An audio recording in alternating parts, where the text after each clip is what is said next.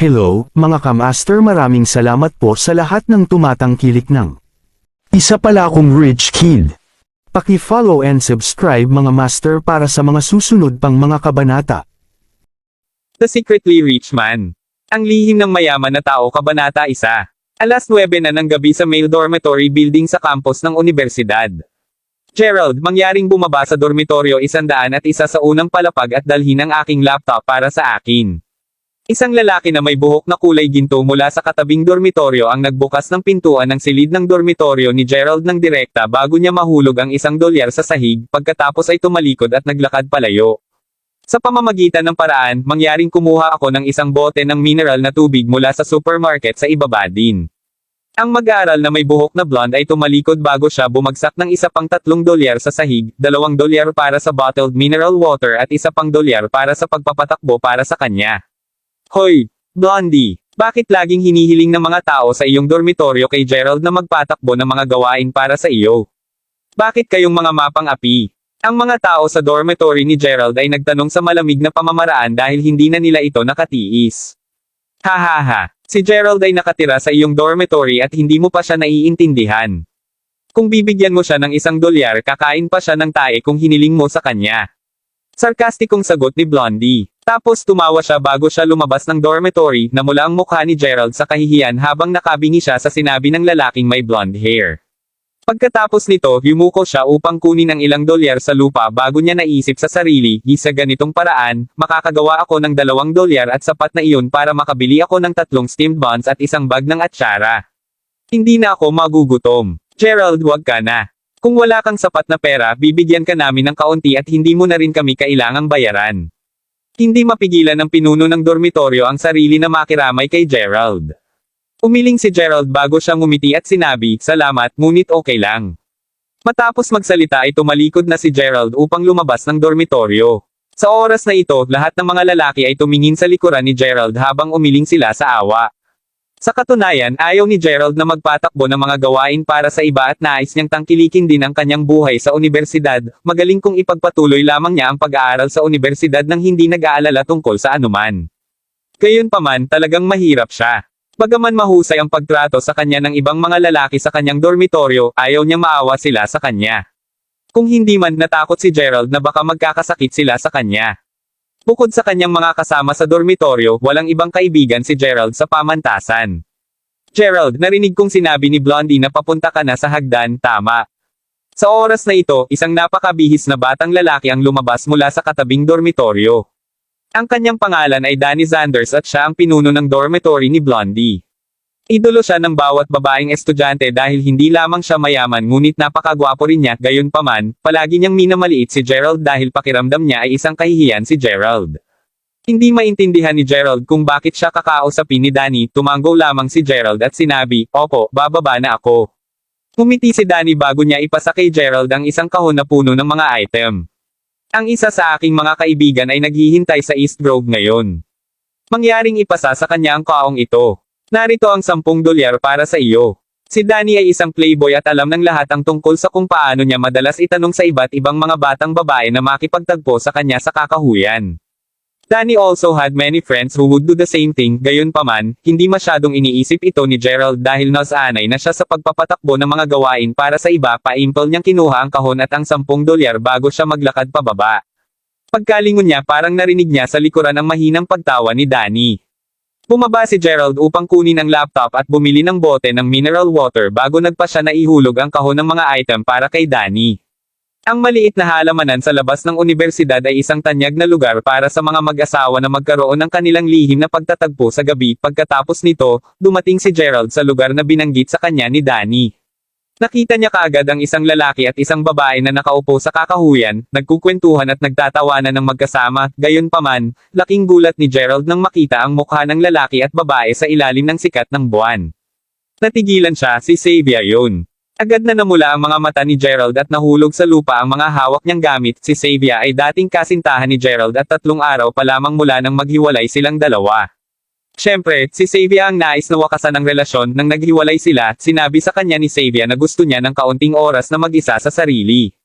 Gayunpaman 3 araw lamang ito at gumugugol na siya ng oras sa ibang lalaki sa kakahuyan. Kapwa napansin din ng dalawa ang presensya ni Gerald at biglang nagbago ang ekspresyon ng kanilang mga mukha. Gerald, bakit ka nandito? Ikaw, huwag kang magkamali. Narito ako kasama si Yuri dahil si Xavier ay nagsimulang magpanik kaagad, pakiramdam ng sobrang hiya sa oras na ito. Mabilis niyang ibinaba ang ulo, hindi alam kung paano haharapin si Gerald, ang batang lalaki na nagngangalang Yuri Lowell, na pangalawang henerasyon na mayamang anak, ay sumulyap sa kahon ng mga item na nahulog sa lupa ni Gerald bago siya tumawa ng malakas. Damn it! Alam talaga ni Danny kung paano gumawa ng kalokohan sa mga tao. Iniling ko sa kanya na padalhan ako ng kahon ng mga item na ito at hindi ko talaga inaasahan na ipadala kanya rito upang patakbuhin na lang ang kanyang mga gawain. Ito ay nakapupukaw. Napaka-excite talaga nito. Alam ni Gerald na si Yuri, na pangalawang henerasyon na mayamang anak, ay matalik na kaibigan ni Danny. Ang kanyang pamilya ay nagmamay-ari ng maraming mga restaurant at siya ay karaniwang nagmamaneho ng isang BMW 3 Series na kotse sa paaralan.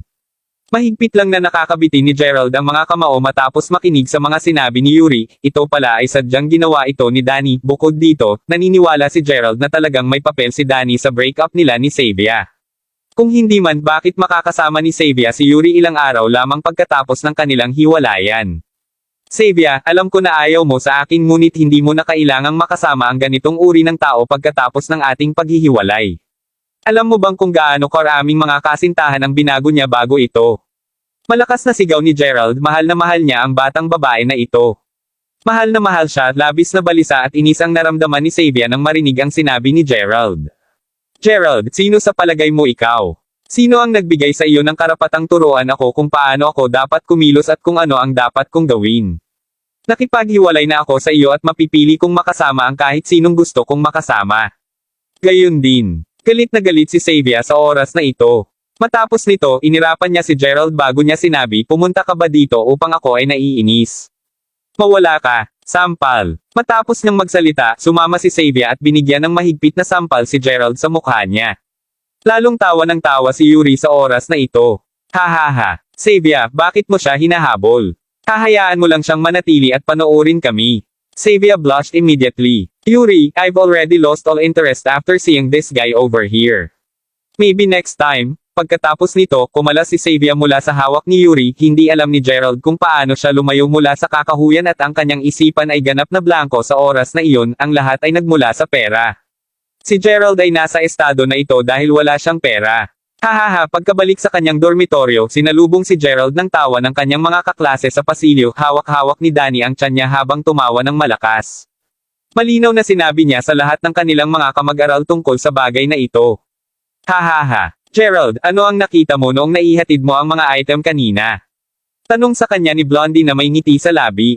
Damn it. Si Xavier talaga ang may pinaka-perpekto na figure, sabi ni Danny habang nakangisi, mahigpit na isiniksik ni Gerald ang mga kamao at namula ang mga mata sa oras na ito. Gustong-gusto niyang patayin si Danny. Gusto niyang mamatay kasama si Danny. Bakit? Bakit mo ito ginagawa sa akin? Galit na sigaw ni Gerald, tumawa si Danny bago siya sumagot, hoy tingnan mo rito. Hindi naman ako natatakot sa iyo. Sa lahat ng mga mahihirap na tao sa aming klase, ikaw ang pinakahamak ko. Si Xavier ay isang napakagandang babae at sayang ang pagkakaroon niya ng isang relasyon sa isang tulad mo. Mas makakabuti para sa aking kapatid na mag-enjoy at maglaro kasama siya ng ilang araw kahit papaano. Tuldok-tuldok. By the way, Gerald, alam mo bang nagawa ni Yuri na kunin si Xavier pagkatapos ng pag-text sa kanya ng mas mababa sa kalahating oras habang hinabol mo siya ng higit sa 1 taon bago siya tuluyang pumayag na maging kasintahan mo? Natatawa ang lahat sa oras na ito at wala namang nagmamalasakit sa dignidad ni Gerald. Ginawa ko ito para sa iyo. Agad na sumugod si Gerald kay Danny bilang isang resulta, natapos na siyang mabugbog ng mga kaibigan ni Danny sa halip. Sa huli, sumaklolo sa kanya ang mga kasama sa bahay ni Gerald at dinala nila siya pabalik sa kanilang sariling dormitoryo, tinaakpen ng mukha ni Gerald ang kanyang saplot habang patuloy sa paghikbi habang nakahiga sa kama. Bakit? Bakit nila ako dapat binyuli at yerek sa aking dignidad? Bakit? Wala ba akong anumang damdamin dahil lamang sa mahirap ako? Hindi ba ako isang tao sa kanilang paningin? Nagpatuloy si Gerald na nagpupumiglas sa loob at hindi niya mapigilan ang pagtulo ng luha sa kanyang pisngi. Hindi niya makakalimutan ang tanawin na ngayon lamang niya nasaksihan, hindi niya alam kung gaano siya katagal sa ilalim ng mga takip, umiiyak bago siya tuluyang makatulog, marahil ay dahil sa ito ay isang madilim at tahimik na gabi, napakatahimik na natulog si Gerald ng gabing iyon. Nang magising siya kinaumagahan, wala ng tao sa dormitoryo. Alam ni Gerald na ang pinuno ng dormitoryo ay hindi nais na gisingin siya dahil sa maramdaman niya na mas makakabuti kay Gerald na manatili sa dormitoryo sa halip na pumunta sa silid-aralan pagkatapos ng mga kaganapan noong nakaraang gabi. Nang kunin ni Gerald ang kanyang cellphone, natuklasan niyang marami siyang natanggap na mga text message at hindi nasagot na tawag. Nagulat si Gerald, lahat sila ay mga foreign number. Nakatanggap din si Gerald ng isang text message na nagsasaad na may naglipat ng pera sa kanyang bank account. Daxtonville Bank, 19 na taon. Ang balanse ng iyong account na nagtatapos sa 107 ay 1,500,000 United States dollars. Natigilan si Gerald nang tignan ang serye ng mga numero, 1,500,000 dolyar. Sino ang maglilipat ng $1.2 milyong sa kanya? Nagmamadaling tumawag si Gerald sa bangko upang kumpirmahin ang paglipat at lalo siyang naguluhan matapos makatanggap ng kumpirmasyon mula sa bangko. Sa oras na ito, nagsimulang tumunog muli ang kanyang cellphone. Ito ay isa pang tawag sa telepono mula sa isang pang-internasyonal na numero ng telepono at sinagot kaagad ni Gerald ang tawag. Gerald, natanggap mo na ba ang perang inilipat ko sa iyo? Ako ang iyong ate. Isang pamilyar na boses ang tumunog sa kabilang dulo ng linya. Sister, what the hell is going on? Aren't you and our parents working hard to make money abroad? Where did you get so much money? Gulat na gulat si Gerald. Balak itago ng aming ama sa iyo sa loob ng 2 pang taon ngunit hindi ko magawa ang aking sarili na gawin ito dahil alam kong patuloy kang binubuli sa paaralan. Sa makatuwid, binalak kong sabihin sa iyo ang balita ng maaga. Ang aming pamilya ay talagang mayaman. Ang pamilyang Crawford ay may isang malaking industriya sa negosyo sa buong mundo. Alam mo bang 8% ng mga minahan ng ginto, mineral, at petrolyo sa Africa na kabilang sa aming pamilya? Hindi ito kasama ng lahat ng iba pang mga industriya sa Daxtonville at sa ibang bansa. Ano? Agad na humugot si Gerald. Kung ang 1,500,000 ito ay wala pa sa kanyang mga kamay, hindi niya talaga ito pinaniwalaan. Inisip talaga niya na ginagawa lang siya number 1 ng kanyang kapatid. Alam kong nahihirapan kang maniwala sa akin, Gerald, ngunit kailangan mong malaman na dahan-daang tanggapin ang katotohanan. Sa simula, lumaki din ako sa isang mahirap na kapaligiran ngunit sa pagtagal ng ilang oras, unti-unti kong nakilala ang pamumuhay ng lifestyle ng isang mayamang tao. Sa pamamagitan ng paraan, nagpadala ako ng isang bagay sa iyo sa pamamagitan ng surir at dapat itong dumating sa kaninang umaga. Hindi mo na kailangang mag-alala tungkol sa pera sa hinaharap. Hindi ko alam kung magkano ang gastos sa Daxtonville ngayon ngunit hindi ka dapat mag-alala, gamitin mo lang ang $1.2 milyong sa ngayon. Tatawagan kita ulit sa susunod na buwan. Pagkababa ng telepono ay hindi pa rin makapaniwala si Gerald, palagi siyang nabuhay bilang isang mahirap na tao sa buong buhay niya, ngunit siya ay talagang pangalawang henerasyong mayamang anak. Ang lihim na mayaman na tao. Kabanata 2. Ito ay lumabas na ang kanyang mga magulang at kapatid na babae ay nagsinungaling sa kanya nang sinabi nila sa kanya na nagtatrabaho sila sa ibang bansa. Pagkatapos nito, diretsong tumawag si Gerald sa kanyang mga magulang. Una silang nagalit na sinabi sa kanya ng kanyang kapatid ang tungkol sa kanilang kayamanan nang walang pahintulot sa kanila ngunit sa ilang sandali, napagpasyahan nilang humingi na lamang ng tawad kay Gerald. Sinabi sa kanya ng ama ni Gerald na wala siyang ibang pagpipilian kundi gawin ito dahil nais niyang itaas siya upang magkaroon ng isang kababaang loob. Pagkatapos nito, maraming ipinaliwanag sa kanya ng kanyang ama. Pagkatapos ay nag-alis si Gerald ng $100,000 mula sa bangko bago siya mamili kasama ang ilan sa mga black bank card na naipadala lamang sa kanya ng kanyang kapatid. Sa katunayan, hindi pa rin ganap na kumbinsido si Gerald. Panaginip lang ba ito? Labis na nasasabik si Gerald sa oras na ito. Hahaha. Xavier, kung hindi ka nakipaghiwalay sa akin, mabibili kita ng kahit anong gusto mo ngayon. Yuri at Danny, ninsulto mo na at biniro mo ako sa universidad. Nagtataka ako kung ano ang magiging reaksyon ninyong dalawa sa hinaharap. Mapait na ngumiti si Gerald sa sarili, halos tanghali na nang umalis siya sa bangko. Sa oras na ito, tumunog ang cellphone ni Gerald at napagtanto niya na ito ay isang tawag sa telepono mula sa pinuno ng kanyang dormitory. Kamusta? Gerald, okay ka lang? Bakit wala ka sa dormitoryo?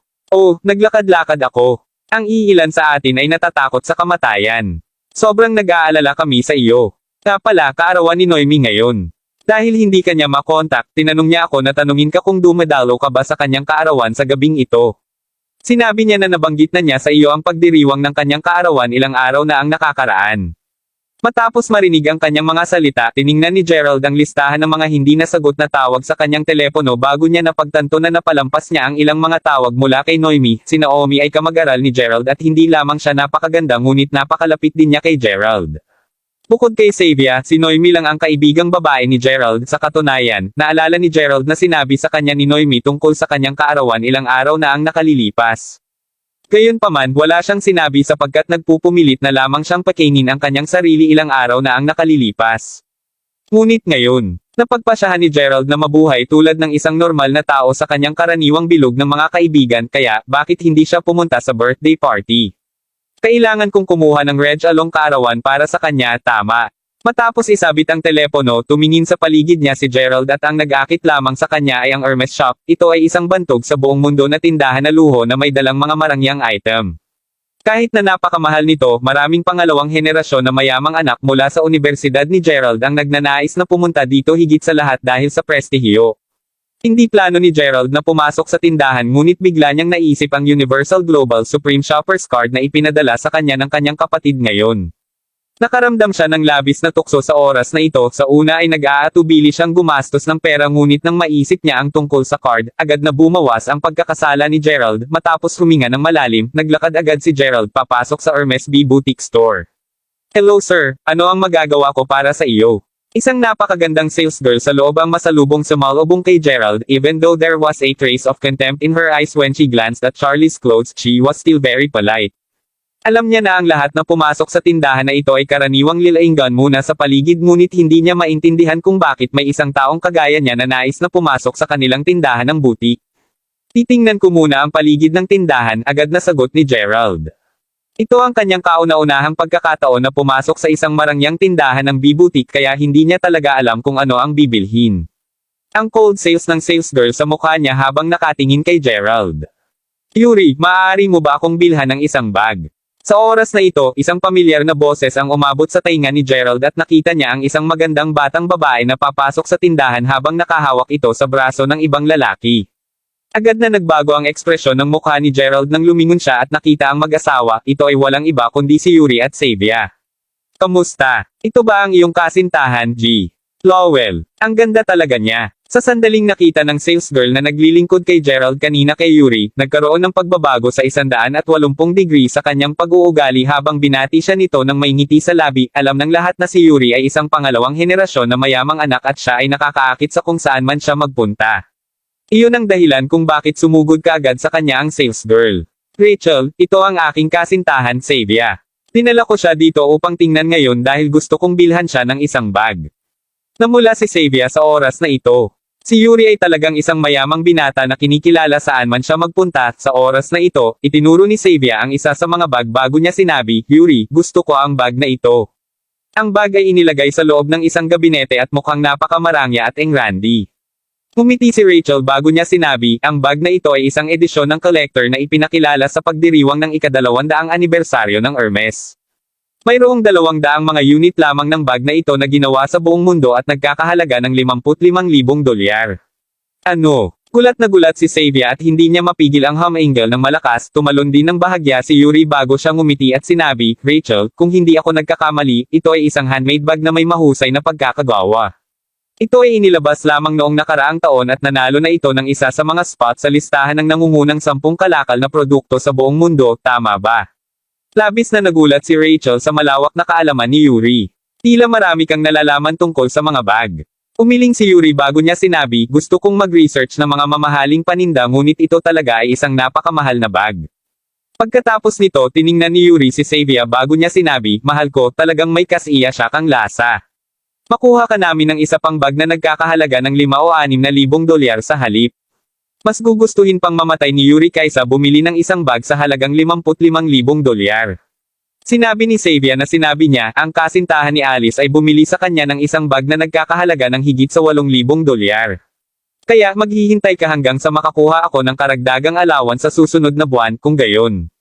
Sa oras na ito, ang iba pang mga tao na narinig lamang na ipinakilala ng Rachel ang bag kay Yuri ay mabilis na pinalibutan ang gabinete na naglalaman ng marangyang bag. Nang pinag-uusapan ni Yuri ang tungkol sa bag na nagkakahalaga ng $55,000, tila napaka may kaalaman siya. Ang bawat isa ay labis na humanga sa kanyang kaalaman nang makita ni Gerald na iniwan na siya ng sales girl na mag-isa, ayaw na niyang manatili sa boutique shop dahil ayaw niyang makita siya ni Xavier. Sa oras na ito, biglang lumapit ang isang mas batang sales girl kay Gerald bago siya yumuko at sinabi, "Hello sir, paano kita matutulungan ngayon?" Mukhang nagsimula lang siyang magtrabaho bilang isang sales girl. Medyo nahiya pa siya, gayunpaman pinainit nito ang puso ni Gerald sapagkat siya ay magalang. "Oh, gusto kong bumili ng isang regalo sa kaarawan."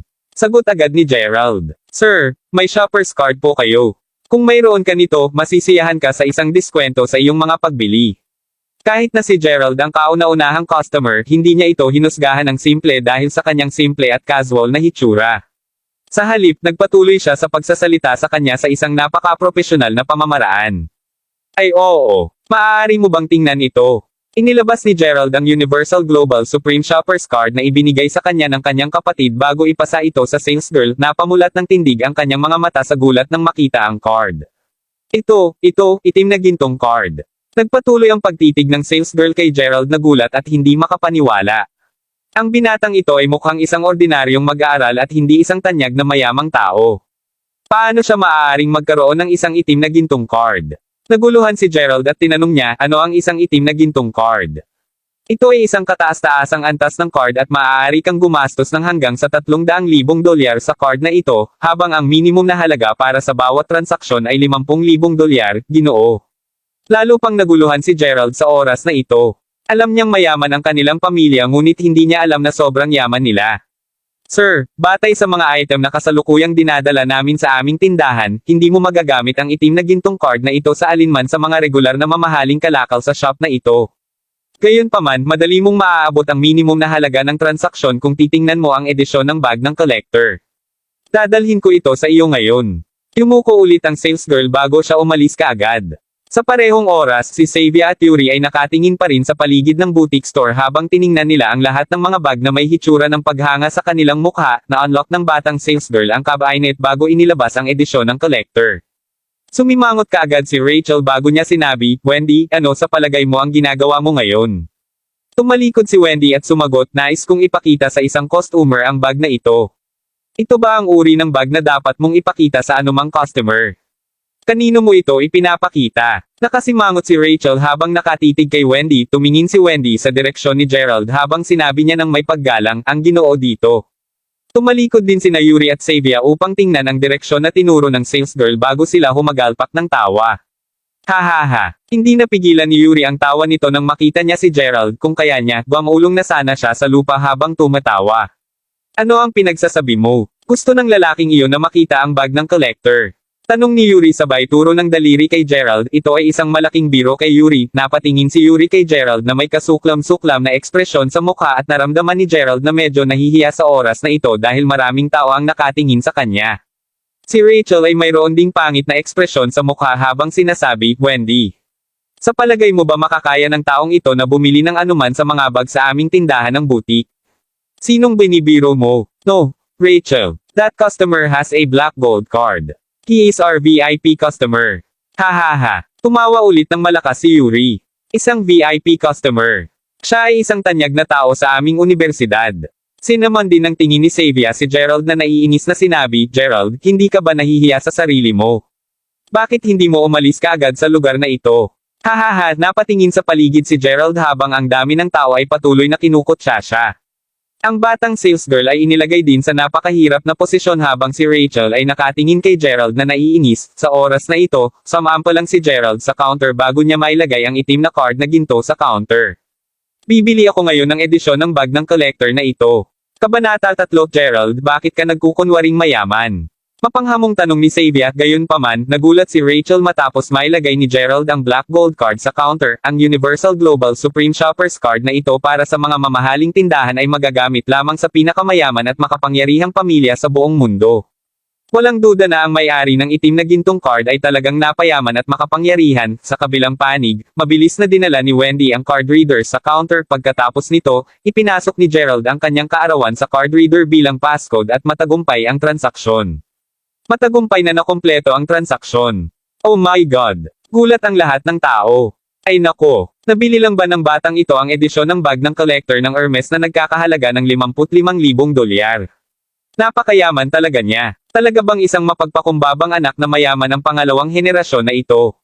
Lahat ay nakatingin kay Gerald na may maapoy na mga mata sa oras na ito, kahit si Yuri ay nakatitig kay Gerald na hindi makapaniwala.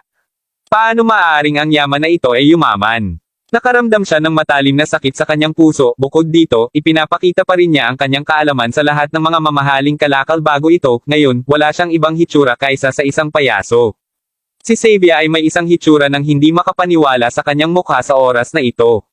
Ikaw, Gerald, saan mo nakuha ang card na ito? Paano niya maaaring bilhin ang bag na nagkakahalaga ng 55,000 dolyar tuwing nais niya? Hindi makapaniwala si Xavier na nagmamay-ari din si Gerald ng isang Universal Global Supreme Shoppers card. Kahit na ang card na marangyang mamimili ay napakahalaga sa sarili nitong. Nabili lang niya ang bag ng mag-isa. Ito ba ay totoo? Sinulyapan ni Gerald si Xavier ngunit wala man lang siyang sinabi. Nararamdaman pa rin niya ang matalim na sakit sa kanyang puso ngunit nanlamig siya ng malamig kay Xavier. Sa oras na ito, naisip ni Gerald sa kanyang puso, ang aking kapatid na babae ang siyang nagbigay sa akin ng card na ito at talagang makakabili ako ng isang bagay na nagkakahalaga ng hanggang 300,000 dolyar. Sir, ibabalot ko agad sa iyo ang item na ito. Mangyaring maghintay ng kalahating oras. Ito ay isang napakamaluho na produkto kaya dapat nating tiyakin na ang packaging para sa bag ay perpekto.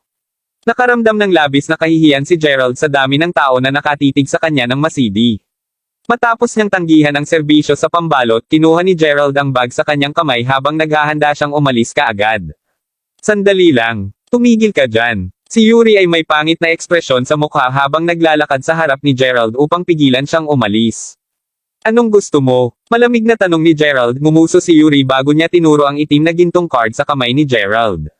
Pinaghihinalaan ko na ninakaw mo ang itim na gintong card mula sa orihinal na may-ari nito. Kung sa bagay, hindi gaano kahirap magnakaw ng password ng isang tao o passcode sa ngayon. Pagkatapos nito, tiningnan ni Yuri si Rachel bago niya sinabi, Rachel, payuhan ko kayo na tawagan ang manager mo upang alamin agad ang bagay na ito. Kung ang itim na gintong card na ito ay talagang ninakaw, mag-iiwan ito ng napakasamang reputasyon para sa iyong tindahan ng butik kapag nalantad ang bagay na ito. Nagbalik sa katinoan si Xavier sa oras na ito at mabilis siyang nag-gym. Oo, Rachel. Paano ang isang taga-tamo tulad ni Gerald na posibleng nagmamay-ari ng isang kataas-taasang card at makakabili ng isang napakahalagang bag? Si Xavier ay hindi pa rin makapaniwala. Naramdaman ni Rachel na ang sinasabi nila ay may ganap na kahulugan. Sa makatuwid, tumingin siya kay Gerald bago niya sinabi, Sir, mangyaring maghintay ka muna dito sandali. Darating agad ang manager namin dito. Pagkatapos nito, hinironggan ng lahat ang paraan ni Gerald na para bang sinusubukan nilang pigilan ang isang manloloko na makatakas.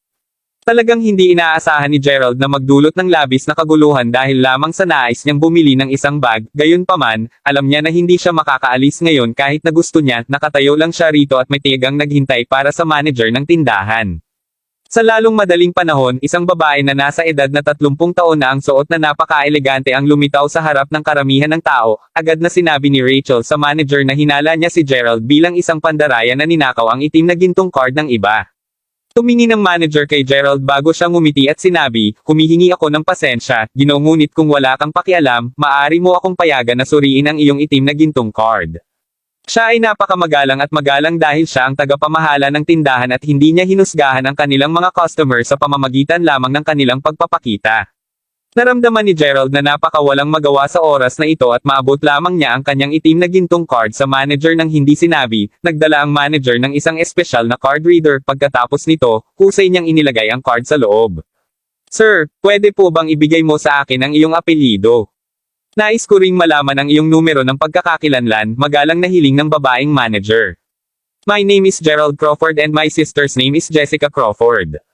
Kahit na inilagay ng kanyang kapatid ang kanyang petsa ng kapanganakan bilang passcode para sa kanyang mga card, hindi sigurado si Gerald kung ang card ay nasa ilalim ng kanyang pangalan o ng kanyang kapatid. Inabot din ni Gerald ang kanyang identification card sa manager ng walang pag-aalinlangan. Tingnan natin kung paano niya ipapaliwanag ang kanyang sarili ngayon. Sambit ni Yuri habang nagtatawanan. Pagkatapos nito, inilabas niya ang kanyang cellphone upang makapag-file siya ng ulat ng pulisya sa oras na malaman nila ang totoo tungkol kay Gerald. Ang babaeng manager ay nagpatuloy sa kanyang inspeksyon. Makalipas ang ilang sandali, isang hitsura ng sindak ang sumilay sa kanyang mga mata nang makita niya na si Gerald talaga ang may-ari ng itim na gintong card. Siya ay talagang isang kataas-taasang kasapi at nangangahulugan ito na siya ay miyembro ng isang napakamayaman at makapangyarihang pamilya sa buong mundo. Sumabog agad ang manager sa malamig na pawis. Damn it! Talagang ginawang masaktan siya ni Rachel ng isang mahalagang at malakas na customer. Kinuha ng babaeng manager ang card sa kanyang kamay bago siya lumakad kay Gerald at yumuko sa harap niya sa isang magalang. Mahal na G. Crawford, humihingi ako ng paumanhin kung nasaktan kita. Mangyaring payagan akong ibalik sa iyo ang iyong itim na gintong card. Ano? Natigilan ang lahat. Si Rachel ay nakatayo sa daan ni Gerald sapagkat sinusubukan niyang pigilan siyang umalis at naramdaman niya ang labis na kahihiyan sa oras na ito.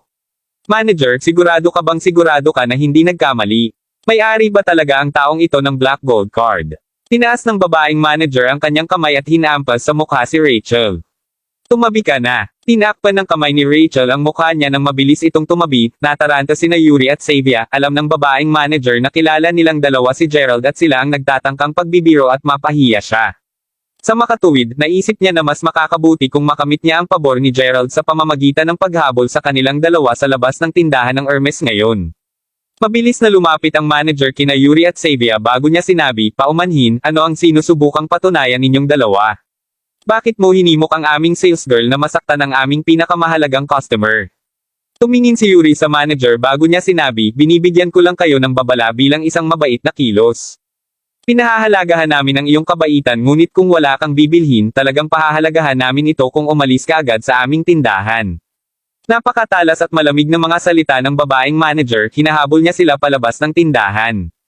Tumingin si Xavier kay Yuri, inaasahan na may lalabas niya sila sa nakakahiyang sitwasyon, gayunpaman, pawis na pawis din si Yuri sa oras na ito. Kahit na nagmula siya ng pera upang makabili ng isang bag na nagkakahalaga ng $10,000, wala pa rin siya kumpara kay Gerald. Si Gerald ay isang kataas-taasang customer. Halika na. Napangisi ng ngipin si Yuri sa galit habang hinihila niya si Xavier palabas ng tindahan. Sa oras na ito, si Rachel ay nakayuko din sa harap ni Gerald. Paumanhin. Humihingi ako ng paumanhin, G. Crawford. Pinagsisihan niya ang kanyang mga aksyon at nagsisi talaga siya sa paghusga sa kanyang mga customer sa kanilang hitsura. Pumikit si Gerald sa kanya at simpleng ngumiti siya kay Wendy bago niya sinabi, maraming salamat sa lahat ng gulo ngayon. Hindi kita kailangan balutan ng bag para sa akin dahil nagmamadali ako. Paalam. Pagkatapos nito, kinuha ni Gerald ang bag sa kanyang mga kamay bago siya umalis kaagad. Ito ang kauna-unahang pagkakataon na nanalo siya sa isang laban sa pera. Sa katunayan, hindi siya ang uri ng taong gagastos ng labis. Gayunpaman, sa wakas ay isang ordinaryong tao si Gerald na maaaring mabuhay ng kanyang buhay nang hindi nag-aalala tungkol sa pera. Pagkaalis sa tindahan ay nagsimulang tumunog muli ang cellphone ni Gerald. Ito ay isang tawag sa telepono mula kay Naomi. Naririnig ni Gerald ang nag-aalalang boses ni Noemi sa kabilang dulo nang sinagot niya ang tawag. Gerald, wala akong pakialam kung ano ang tingin ng ibang tao tungkol sa iyo ngunit isa ka sa pinakamalapit kong kaibigan. Kailangan mong pumunta sa aking birthday party ngayong gabi. Narito na ang lahat ng iyong mga kasama sa dormitoryo. Ngumiti si Gerald bago siya sumagot, sige pupunta ako doon. Nga pala, tiyaking maganda ang hitsura mo ngayon. Nais kong magpakilala sa iyo. Sinabi ulit ni Naomi sa telepono na pailing na lang si Gerald na walang magawa. Dahil hindi niya kayang ibigay kay Noemi ang bag nang hindi ito nababalot, lumakad si Gerald sa isang kalapit na supermarket upang bumili ng isang plastic bag sa halagang 20 sentimo. Pagkatapos nito, inilagay niya ang bag ng Hermes sa pulang plastic bag, sumakay siya ng taxi bago siya sumugod sa Jade Restaurant. Sa oras na ito, sa Jade Restaurant, binabanan ni Noemi ang telepono bago siya ngumiti sa batang babaeng may buhok na nakaupo sa tabi niya. Ang batang babae ay ganap na maganda at mukha siyang isang diyosa. Alice, si Gerald ay isang matalik kong kaibigan. Napakagaling niya at may pagkaaral na tao. Gusto kong ipakilala sa kanya sa paglaon. Suot ni Alice ang kanyang earphones at nanginginig ang mga paa habang nakikinig ng musika at napakapuro at ganda niya talaga. Okay. Sina Alice Bradford at Naomi ay magkaibigan sa pagkabata na magkasama na lumaki at nag-aral sila sa iisang pamantasan kahit na nakikibahagi sila sa iba't ibang larangan. Dahil kaarawan ngayon ni Noemi, inimbitahan niya si Alice at ang ilan sa kanyang mga kaibigan sa dormitoryo na ipagdiwang ang kanyang kaarawan kasama siya. Sa oras na ito, alam din ni Noemi na kahit isang diyosa si Alice, siya ay walang asawa mula noong high school at kasalukuyan siyang naghahanap ng kasintahan. Binuksan ni Alice ang isang bote ng katas habang inumin niya ito sa kaaya-aya. Sa oras na ito, bumukas ang pinto. Kabanata 4. Gayunpaman ang taong pumasok sa pintuan ay hindi si Gerald. Danny, anong ginagawa mo dito? Nagbago ang ekspresyon ng mukha ni Noemi pagkakita niya kay Danny, pareho silang magkaklase at si Noemi ay malapit sa kanila. Gayunpaman, nalaman ni Noemi kaninang umaga na niloko ni Danny si Gerald. Sa makatuwid, nawala ang galit ni Noemi kay Danny, hindi inaasahan na ang taong ito ay sobrang makapal ang balat at talagang pumunta siya rito kahit na pinagagalitan lang siya. Naomi, galit ka pa ba? Nagbibiro lang ako kasama si Gerald kagabi. Sino ang mag-aakalang ihahatid niya ang kahon kay Yuri? Sagot ni Danny habang ngumiti siya ng masigla, marami rin sa kanyang mga kasama sa kwarto ang sumama din sa kanya at lahat sila ay nagdala ng mga regalo. Sa pagsasalita tungkol dito, ang pamilya ni Noemi ay napakayaman din at inalok na ni Noemi na tulungan si Gerald ng maraming beses. Gayunpaman, palaging tinanggihan ni Gerald ang kanyang mabuting kalooban. Kilala ni Danny si Noemi mula pa noong sila ay nasa high school. Naomi, ito ba ang Gerald na ipapakilala mo sa akin? Ano ang nangyayari? Tanong ni Alice habang nakatitig kay Danny. Pagkakita na lang ni Danny kay Alice, ang kanyang mga mata ay nagniningning ng maliwanag. Sa katunayan, nais na niyang makilala si Alice mula pa noong unang panahon. Si Alice ang pinakamagandang batang babae na nakita niya sa Broadcasting and Media Department. Sa oras na ito, ang tanging dahilan kung bakit nagtipon siya ng lakas ng loob na walang balak na dumating at humingi ng tawad kay Noemi ay dahil alam niyang nandito rin si Alice. Pagkarinig ni Danny ng mga salita ni Alice, mabilis niyang sinabi, "Kumusta, ang magandang Alice?" Kaklase ko si Gerald. Isa siyang kakulangan na pinagtawanan ko kahapon. Hahaha. When Danny recalled that Gerald had delivered some birth control supplies to his ex-girlfriend last night, Danny could not help but laugh out loud. Manahimik ka nga. Sagot ni Noemi habang nakatingin kay Danny. Sa oras na ito, may isang kakaibang ekspresyon sa mukha si Alice. Mayroon bang napakalaking pagkakaiba sa pagitan ng mahirap at mayamang mag-aaral? Ang mga kasama sa bahay ni Gerald ay mayroon ding napakapangit na ekspresyon ng kanilang mga mukha sa oras na ito. Okay. Wala na akong sasabihin pa. Tumawa si Danny bago sinabi niya, "Naomi, bakit hindi mo tingnan ang nakuha ko para sa iyo?" Tuldok-tuldok panipi. Sa oras na ito, may nagtulak ulit ng pinto. Pagkabukas ng pinto, lumakad si Gerald na may dalang isang pulang plastic bag sa kanyang kamay. "Gerald, narito ka na sa wakas." Agad na tumalon si Noemi na may ngiti sa labi. Tumango si Gerald bilang pagkilala at agad niyang napansin si Danny na nakatitig sa kanya na may isang mapanuyang ekspresyon sa mukha. Sa katunayan, si Danny ay may isang mapagpakumbabang ekspresyon sa kanyang mukha kung ito ay anumang iba pang henerasyon na mayamang anak.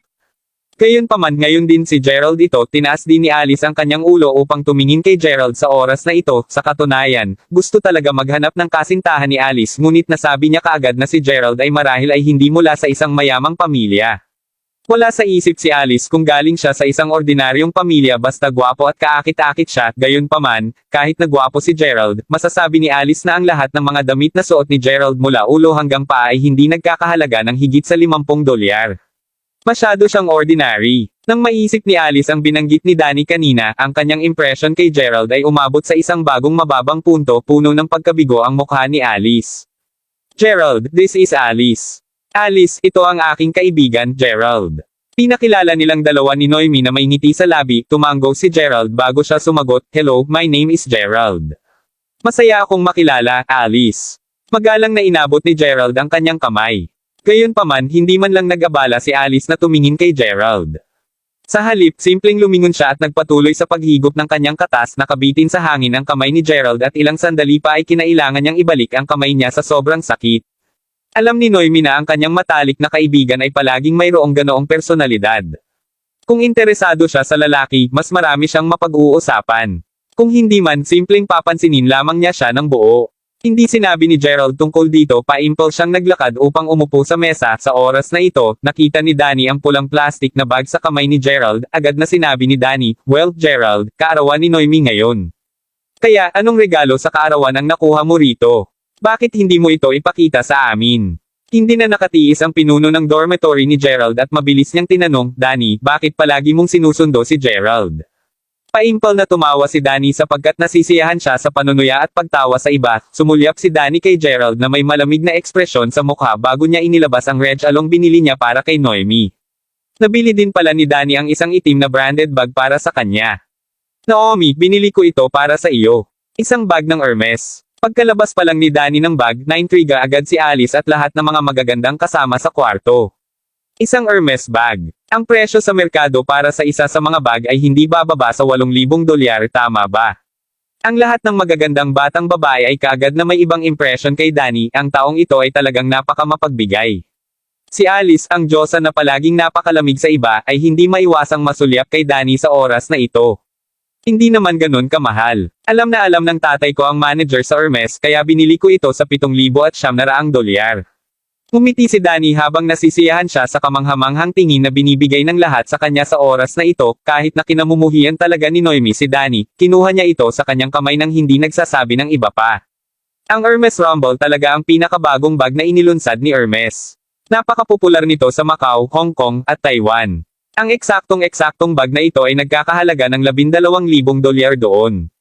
Hindi mapigilan ni Alice na mapanganga nang marinig ang mga sinabi ni Danny. Nakita ni Danny ang ekspresyon ng mukha ni Alice at mabilis niyang sinabi, "Alice, ano ang palagay mo tungkol sa bag na ito? Karaniwan bang gumagawa ka ng pagsasaliksik tungkol sa mga mamahaling kalakal?"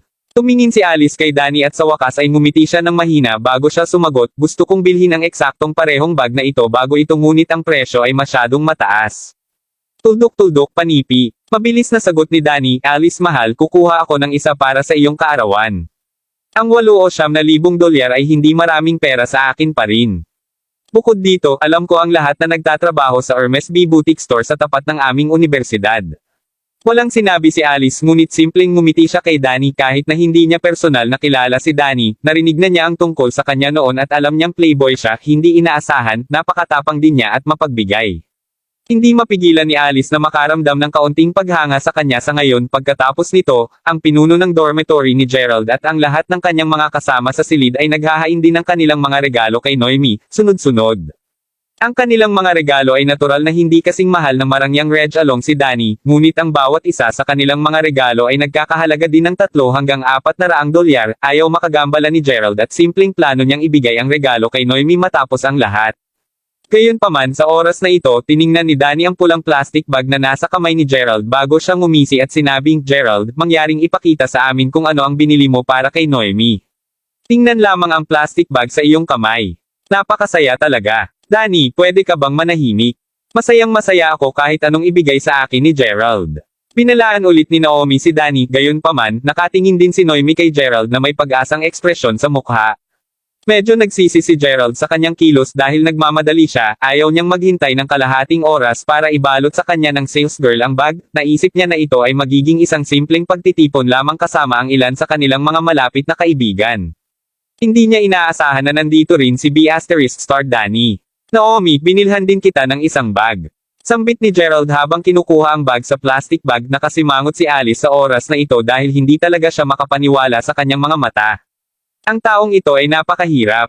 Hindi talaga siya makapaniwala. "Wow!" Sigaw ni Danny kaagad paglabas ni Gerald ng bag. Pinili din talaga ni Gerald si Naomi ng isang Hermes bag. Pinili niya rin siya ng isang mamahaling item. "Gerald, maaari mo bang sabihin sa akin kung saan sa merkado ang binili mo ng bag?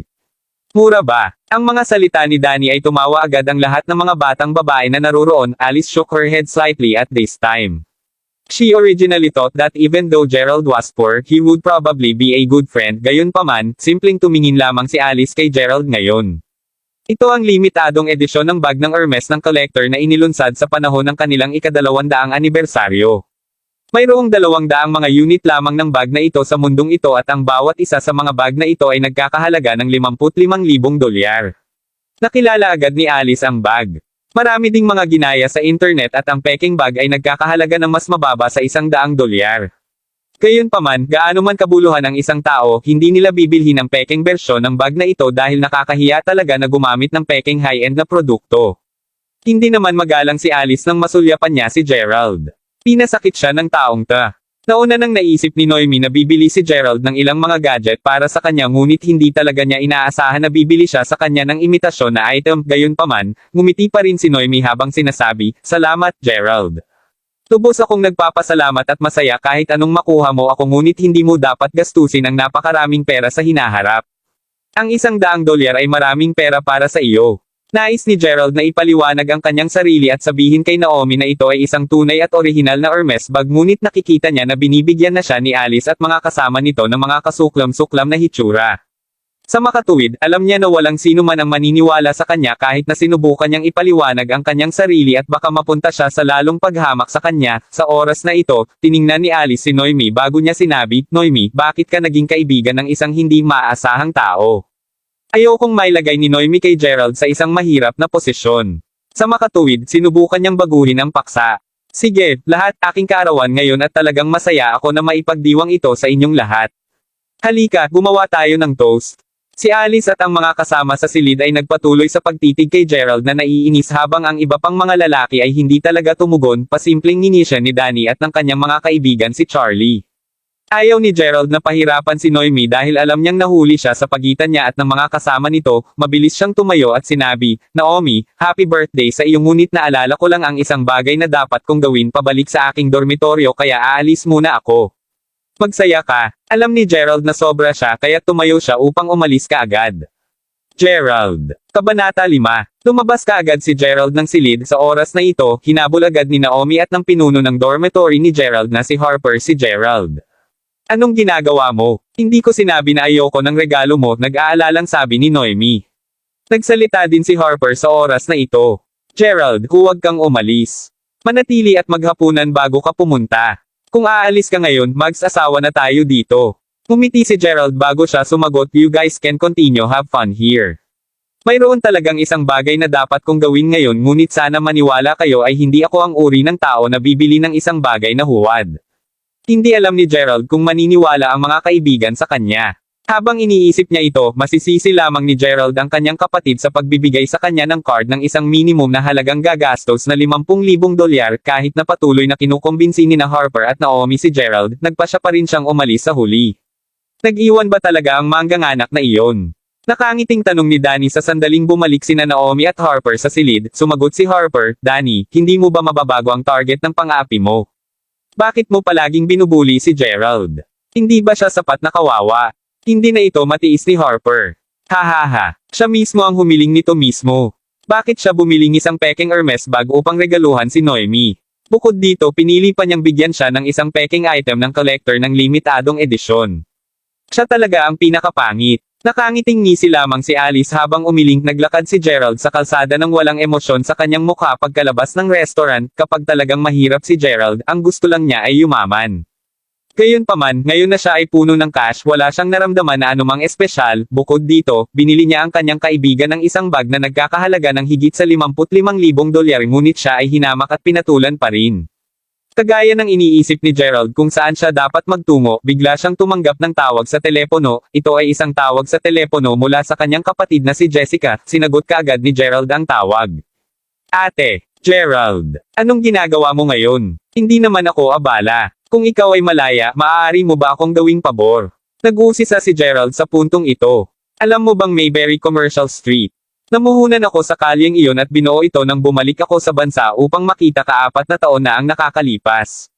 Kailangan kong pumirma ng isang kontrata sa pag-renew kasama ang ilan sa mga namumuhunan ngunit hindi ako makakabalik sa bansa ngayon. Noon, isinama ko ang iyong pangalan sa pagbuo ng proyekto. Sa makatuwid, ang Mayberry Commercial Street ay nabibilang sa aming dalawa. Magiging pareho kahit na pumirma ka sa kontrata. Pumunta at i-renew ang kontrata para sa akin. Kamusta? Gerald, narinig mo ang sinabi ko. Siyempre, narinig ni Gerald ang lahat ng sinabi niya, gayunpaman talagang nalito siya sa oras na ito. Mayberry Commercial Street. Iyon ang isa sa mga highlight ng Mayberry City. Mayroong maraming iba't ibang mga tindahan at mga negosyo na itinatag sa kalyeng komersyal, mayroon ding isang lugar na tinatawag na Wayfair Mountain Entertainment sa tuktok ng burol sa kahabaan ng komersyal na kalye. Ito ay isang lugar na palaging bibisitahin ng mga mayayaman at makapangyarihang tao sa Mayberry City, so, according to his sister, they own the entire Mayberry Commercial Street. Ate, sinasabi mo ba sa akin ang totoo? Pagmamayari namin ang kalsada sa komersyo. Damn it. Matagal na kitang kausap at sa totoo lang akala mo nagbibiro lang ako. Bakit ako magbibiro tungkol dito? Hindi ako makisali sa napakaraming industriya ng mag-isa at iyon ang dahilan kung bakit ginamit ko ang iyong card ng pagkakakilanlan. Pagmamayari mo ang kalahati ng komersyal na kalye ngayon. Nakausap ko na si Zach, ang may-ari ng Wayfair Mountain Entertainment. Kapag dumating ka na doon mamaya, sabihin mo lang sa kanya ang iyong pangalan at ipaalam sa kanya na ikaw ang pangalawang boss. Ako, okay, yun lang. May dadaluhan pa ako kaya tatambay muna ako. Beep beep beep, hawak ni Gerald ang telepono sa kanyang kamay at tuluyan siyang nagwawala sa mga salita. Hindi pa siya nakapunta sa Wayfair Mountain Entertainment dati at hindi niya alam kung ano ang aasahan. Huminga ng malalim si Gerald bago siya bumati ng taxi at dumiretso sa Wayfair Mountain Entertainment. Pinagsama ang Wayfair Mountain Entertainment na kainan, aliwan, at tirahan sa isang gusali. Ito ay isang malaking manor na matatagpuan sa burol ng Mayberry Commercial Street. Inangat ni Gerald ang kanyang ulo bago lumakad papunta sa manor. Sir, mangyaring maghintay. Hindi inaasahan na napahinto si Gerald ng ilang magagandang ginang sa pagpasok niya sa manor. Sir, nagreserba ba kayo ng lugar dito ngayon? Mabilis na tanong ng isa sa mga batang babae habang nakatingin kay Gerald. Ang mga batang babae na ito ay responsable para sa lahat ng pagtanggap sa front hall at nasanay na sila sa pagtanggap ng maraming mga panauhin sa VIP. Gayunpaman, bihis na bihis si Gerald kumpara sa lahat ng iba pang mayaman at makapangyarihang tao na karaniwang bumibisita. Kahit na ang mga magagandang batang babae ay may paghamak sa kanilang mga mata, magalang pa rin sila kay Gerald. Hindi ako nagreserba ng upuan ngunit narito ako upang maghanap para sa isang tao, sagot ni Gerald habang nakangiti. Sa oras na ito, sinulyapan niya ang mga magagandang batang babae na nasa harapan niya at sa wakas ay naintindihan niya kung bakit ang Wayfair Mountain Entertainment ay itinuturing na isang engkanto sa Mayberry City. Ang 5 o 6 na tumatanggap na ito ay kagaya ng mga mag-aaral na nagtapos lamang sa kolehiyo. Lahat sila ay labis na maganda at mayroon silang mga perpektong figure tulad ng mga modelo. Dito ka para maghanap ng iba. Sino ang hinahanap mo? Hindi mapigilan ng mga magagandang dalaga na sumimangot nang marinig ang mga sinabi ni Gerald. Sa oras na ito, mayroong isang pahiwatig ng lamig sa kanilang mga tinig. Narito ako upang hanapin si Zack.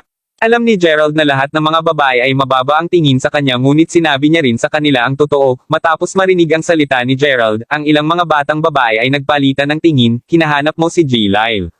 Alam ba ng kawawang ito kung sino si G. Lyle? Si G. Lyle ba talaga ay isang tao na nakikita niya kahit kailan niya gusto? Sa oras na ito, sa wakas ay napagpasyahan nila na si Gerald ay isang kakulangan lamang na narito upang maranasan kung ano ang pakiramdam na maging mayaman. Kung sa bagay, ang Wayfair Mountain Entertainment ay isang tanyag na lugar na hindi marunong pumasok ang marami, magkakaroon din ng iba tulad ni Gerald na darating upang sabihin na naghahanap sila para sa isang tao dahil lamang sa nais nilang tingnan ang paligid ng manor. Gayunpaman, ayaw nilang ibagsak siya. Ang mga magagandang batang babae ay pawang nagtapos sa kolehiyo. Sa oras na ito, kahit na kinamumuhian nila si Gerald para sa kanyang mga aksyon, sinubukan nilang manatiling mapagpakumbaba at magalang. Sir, kakailanganin mong gumawa ng appointment ng maaga kung nais mong makipagkita kay G. Lyle. Mangyaring umalis kung hindi ka pa nakakagawa ng appointment upang salubungin siya. Sa oras na ito, agad na alam ni Gerald na ang mga batang babae ay ipinapalagay na nandyan siya ng simple dahil nais niyang tumingin sa paligid ng manor. Pagkatapos nito, naisip niyang tawagan si Jessica upang makontak niya si Zack sa kanyang ngalan. Miss Jane, anong ginagawa mo? Ngayon ko lang napagtanto na ang sinumang maaaring makapasok sa Wayfair Mountain Entertainment. Ang taong nagsalita lamang ay isang binata na may langis ang buhok at siya ay nakadamit ng napakahusay habang kasama siya ng isang kaakit-akit na binibining babae na may mabibigat na pampaganda. Napatingin ang binata kay Gerald na may kasuklam-suklam na ekspresyon sa mukha habang nakangiti sa pagtanggap. Sebastian, hindi mo ba sinabi na ito ang pinakamarangyang lugar sa Mayberry City? Bakit may isang tulad niya dito? Tanong ng babae sa isang mabuong pamamaraan. Ang ilang mga tao ay ipinanganak lamang sa ganitong paraan at wala silang kakayahang ipahayag ang kanilang mga damdamin ng walang anumang panlalait. Ang nangungunang receptionista, si Jane, ay mabilis na humingi ng paumanhin sa binata at sinabing, "Paumanhin, G. Lewis. Haharapin namin ito sa lalong madaling panahon." Inisya ni Sebastian bago sinabi, "Mabuti nga. Mag-o-host ako ng isang pangkat ng aking mga kaibigan mula sa ibang bansa dito sa paglaon at sa palagay ko ang manor na ito ay talagang simbolo ng Mayberry City. Sa makatuwid, inaasahan kong hindi mo mapapasama ang lugar na ito ng walang dahilan. Miss Jane, sana maintindihan mo na ang aking ama ay napakalapit sa iyong boss na si G. Lyle at madalas silang kumain ng magkasama." Mas naging kagalang-galang si Sebastian nang banggitin niya si G. Lyle. Nang marinig ng babaeng nasa braso niya na nakikilala ni Sebastian si Zack, ngumiti siya kaagad dahil si G. Lyle ay isang kilalang tao sa Mayberry City at wala siyang ideya na si Sebastian ay sobrang konektado.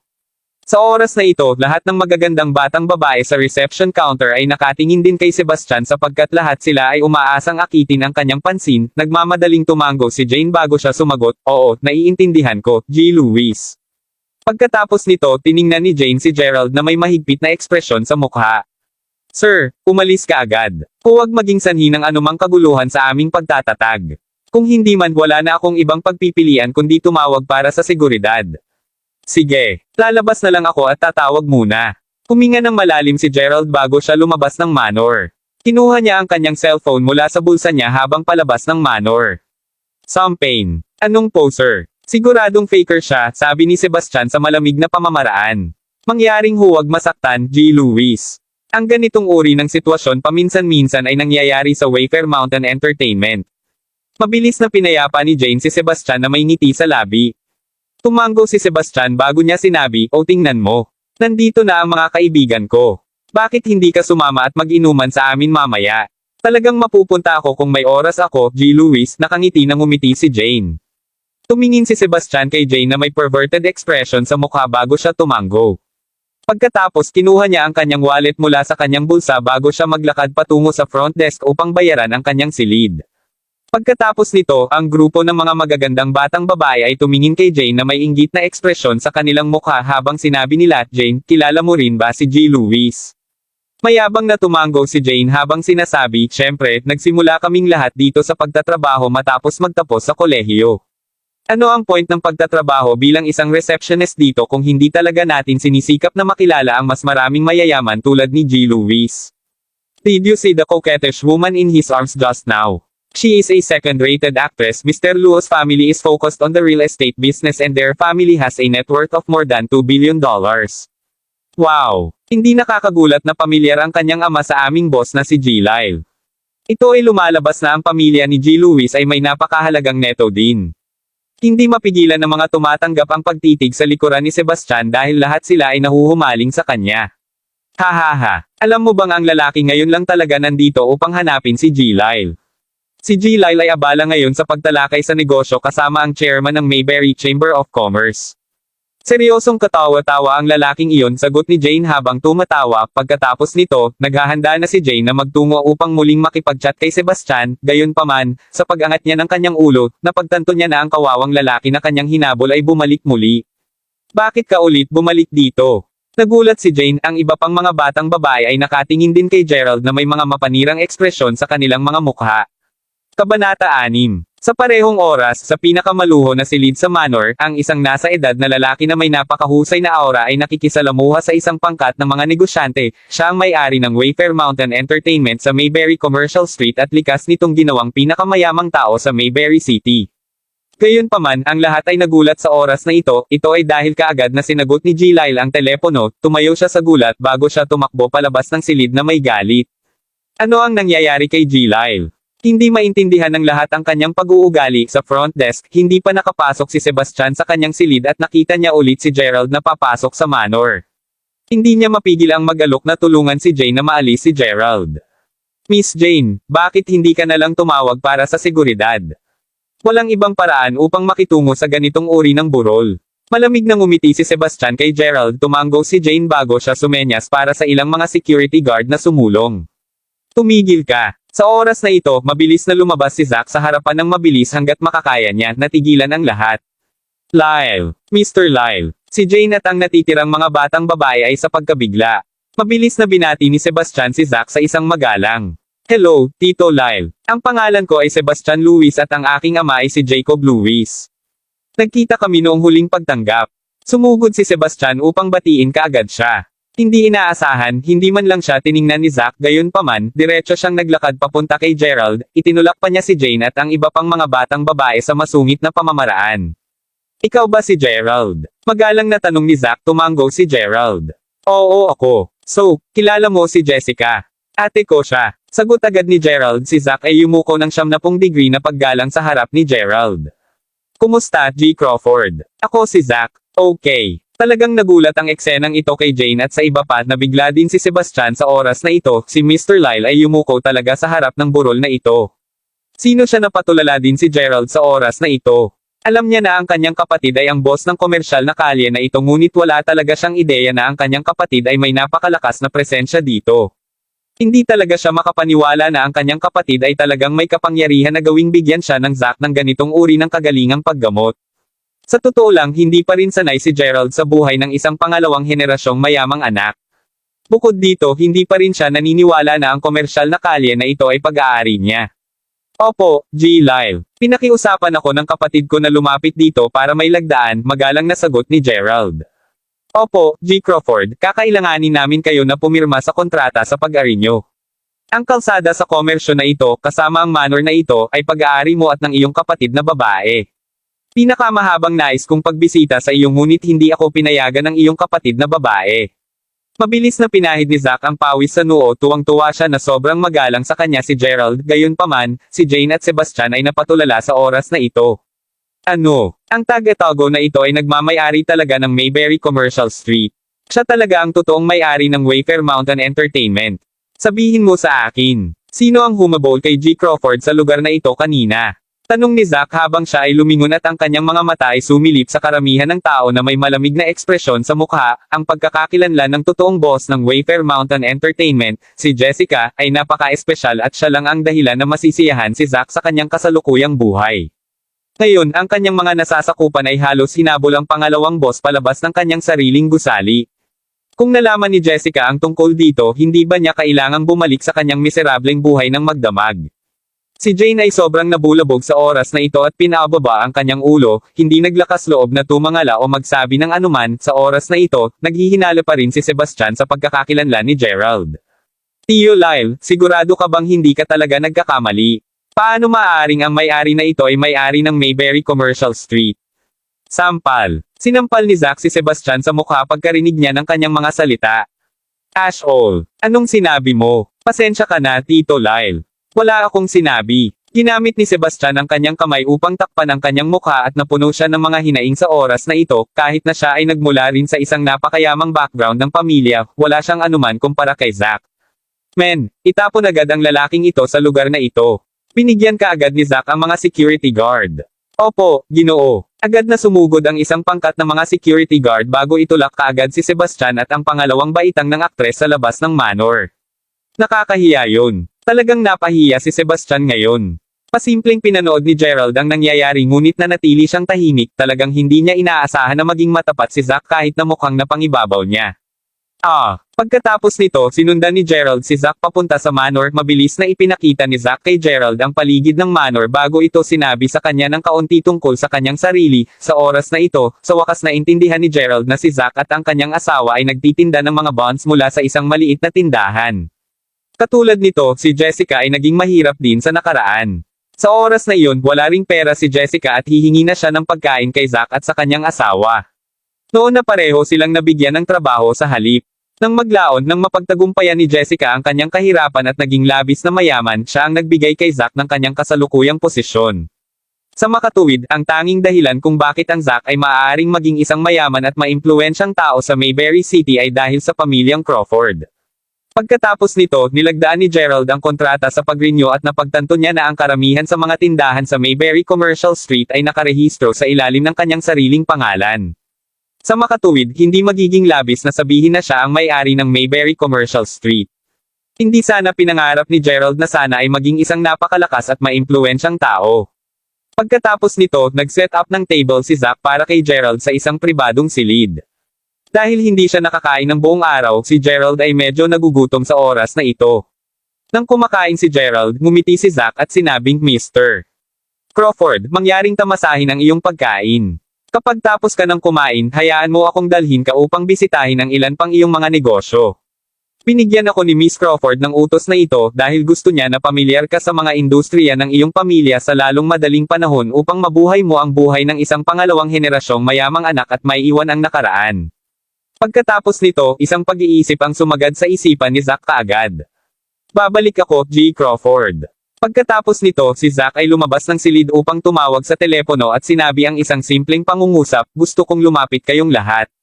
Pagkatapos nito, bumaba na siya kaagad, hindi alam ni Gerald kung ano ang balak ng manager. Nagugutom siya at mabilis niyang kinain ang malaking abalone ng Australia na hinitid sa kanya, masaya siyang nasasarapan sa kanyang pagkain nang biglang bumukas ang pintuan ng kanyang pribadong silid. Pagkatapos nito, 5 o 6 na magagandang babae ang lumakad sa silid. It was Jane and the other beautiful girls at the reception earlier. Sa oras na ito, tinitingnan nila si Gerald na may ganap na kakaibang ekspresyon sa kanilang mga mukha. Si Jane ay nakangiti rin ng matamis kay Gerald habang sinabi nito, Mr. Crawford, pinagsisisihan ko talaga ang nangyari kanina.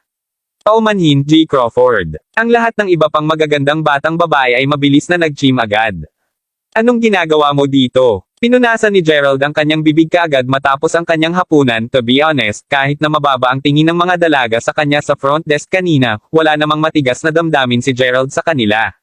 Sa halip, nais lamang niyang magawa ang mga bagay para sa kanyang kapatid sa lalong madaling panahon, tapos, gusto na niyang umalis kaagad, gayunpaman, parang pinagalitan na ni Zack ang lahat ng mga batang babae.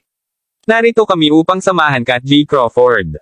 Handa kaming gumawa ng kahit ano para sa iyo basta patawarin mo lang kami, G. Crawford, kaagad na sinabi ni Jane ang mga magagandang batang babae na nagtatrabaho sa Wayfair Mountain Entertainment ay walang alinlangan na mayroon lamang isang totoong layunin na pakasalan ng isang mayamang tao. Sa makatuwid, tiyak na sasamantalahin nila ang pagkakataong ito na ibinigay sa kanila ni G. Lyle upang makagawa ng pag-ayos at buuin ang isang relasyon kay Gerald kahit na hindi man talaga sila nakaramdam ng tawad, hindi nila maiwasang tumakbo kaagad.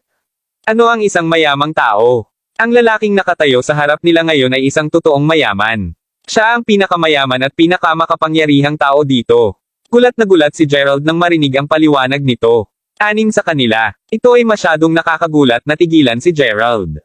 Sa oras na ito, kumuha ng isang remote control si Jane bago niya ito itinuro sa dingding pagkatapos, ang buong pader ng tela ay nagsimulang maghiwalay tulad ng isang kurtina at kung ano ang lumitaw bago ang paningin ni Gerald ay isang malaking panloob na swimming pool.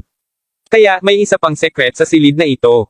Pagkatapos nito, lahat ng magagandang batang babae, kasama na si Jane, ay mabilis na naghubad ng kanilang mga palda at tinanggal din ni Jane ang kanyang bluse habang nakaupo sa tabi ni Gerald.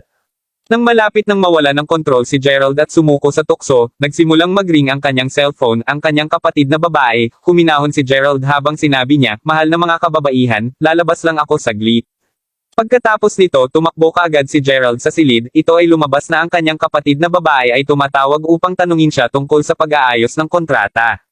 Pagkatapos nito, sinabi din ni Jessica kay Gerald na masanay sa mayaman at pinayuhan niya siya na makalabas sa impluwensya ng kahirapan. Matapos isabit ang telepono, nagtaka si Gerald sa sarili kung babalik ba siya sa silid, habang iniisip niya ito, bigla niyang naalala ang mga araw na nililigawan niya si Xavier.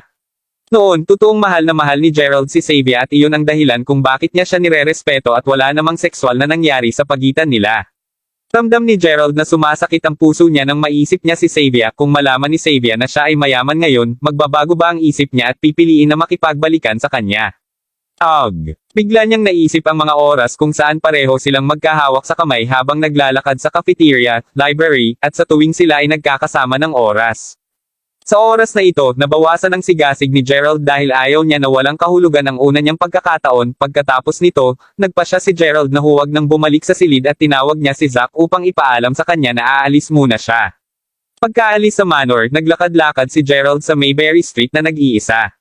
Ang bawat isa na naglalakad sa kalye ay may bihis na mga kabataan o mga boss na papasok at papalabas ng maraming iba't ibang mga pamayanan. Nagmamay-ari siya ng Mayberry Commercial Street. Hindi na dapat maramdaman ni Gerald na mas mababa na sa iba. Kailangang patuloy na ipaalala ni Gerald sa kanyang sarili ang katotohanan. Sa oras na ito, biglang tumunog sa kanyang tainga ang isang pamilyar na boses. Gerald. Nang lumingon si Gerald, nakita niya si Naomi at Alice na nakatayo sa harap ng pasukan ng isang karaoke bar. Bukod dito, nandoon din sina Danny, Blondie at ang iba pang mga lalaki. Aba, Gerald, ikaw talaga. Hindi mo sinabi na babalik ka sa dormitoryo. Bakit ka napunta sa Mayberry Commercial Street? Bakit ka nagsinungaling sa akin? Tumakbo si Naomi kay Gerald bago niya ito tinanong ng may galit na ekspresyon sa mukha. Naiwan si Gerald na walang imak. Kabanata 7. Gulat na gulat ang ulo ni Gerald. Sa katunayan, sinusubukan niyang iwasan si Naomi at ang kanyang mga kaibigan. Lalo na gusto niyang iwasan si Alice dahil tila galit na galit ito sa kanya. Sa makatuwid, hindi ginugol ni Gerald ang kanyang oras sa pagsubok sa kanya. Si Danny ang nagmungkahi na magsaya kami sa Emperor Karaoke Bar sa Mayberry Commercial Street. Kung susubukan mong tumakas sa oras na ito, hindi na kami magiging magkaibigan. Sinabi ni Noemi kay Gerald ng pauna. Palagi siyang naging isang prangka at palabas na tao at hindi niya masyadong pinag-isipan ang anumang sitwasyon. Sa makatuwid, hindi niya kailanman maiintindihan na si Gerald ay hindi mula sa parehong mundo tulad nila. Siyempre, ito lang ang nakaraan. Nang makita ni Naomi na walang sinasabi si Gerald, mabilis niyang sinabi muli, sige, tara na at magsaya tayo. Alam kong natatakot ka na susubukan ni Danny na pahirapan muli ang mga bagay, ngunit huwag kang mag-alala tungkol sa kanya. Kung susubukan kanyang pumili ulit, sisiguraduhin kong magtuturo sa kanya ng isang aralin. Nakangiti lang si Gerald nang marinig ang sinabi ni Noemi. Alam niya na kung ipagpapatuloy niya ang pagtanggi sa kanyang paanyaya, magagalit talaga siya sa kanya. O sige, dapat ay masaya lang sila magkasama noon. Dali-dali namang inakay ni Noemi si Gerald sa pasukan ng Emperor Karaoke Bar. Nang tiningnan ni Gerald ang pangalan ng bar, napagtanto niya na ito ay isa sa mga pag-aari na nakarehistro sa ilalim ng kanyang sariling pangalan. Si Gerald ay hindi pa nagkaroon ng pagkakataong gawin ito dati, ngunit sa oras na ito, makakabayad na rin siya sa wakas para sa kanyang mga kaibigan. Oh, narito din si G. Crawford sa Mayberry Commercial Street. Alam mo ba ang paraan sa paligid ng lugar na ito? Alam mo ba kung saan ka maaaring magkaroon ng maraming kasiyahan dito? Maaari kong ipakita sa iyo sa paligid. Lumakad si Danny kay Gerald na may isang malambing na ngiti sa labi. Danny, manahimik ka na. Ano ang binalaan ko sa iyo bago ito? Napatingin si Naomi kay Danny na may galit na ekspresyon sa mukha. Ngumiti si Danny bago niya sinabi, okay. Sinusubukan ko lang na maging mabait sa kanya. Pagkatapos ng lahat, ang Mayberry Commercial Street ay kung saan ang mayaman at makapangyarihang tao ay karaniwang nagkakaroon ng kasiyahan. Dahil nais ni Gerald na tumingin sa paligid ng kalye, mas masaya ako na ipakita siya sa paligid. Nakatingin lang si Alice kay Gerald sa oras na ito. Pakiramdam niya ay nakakahiya talaga na makitang kasama ni Gerald sa publiko. Pagkatapos nito, nagmamadaling nagtanong si Alice, "Oh sige, bakit hindi muna tayo pumasok?" Danny, naibok mo na ba ang pribadong silid? Oo, naibok ko na ang silid, hiniling ko sa isang kaibigan ko na tulungan akong gawin ito. Pagkatapos ng lahat, ang mga silid ay karaniwang buong naibok sa oras na ito. Sundan mo ako. Pagkatapos nito, pinangunahan ni Danny ang pangkat ng mga tao sa karaoke bar. Ito ang kauna-unahang pagkakataon na nakapasok si Gerald sa isang karaoke bar at naisip niya na ito ay talagang isang medyo maluho na lugar.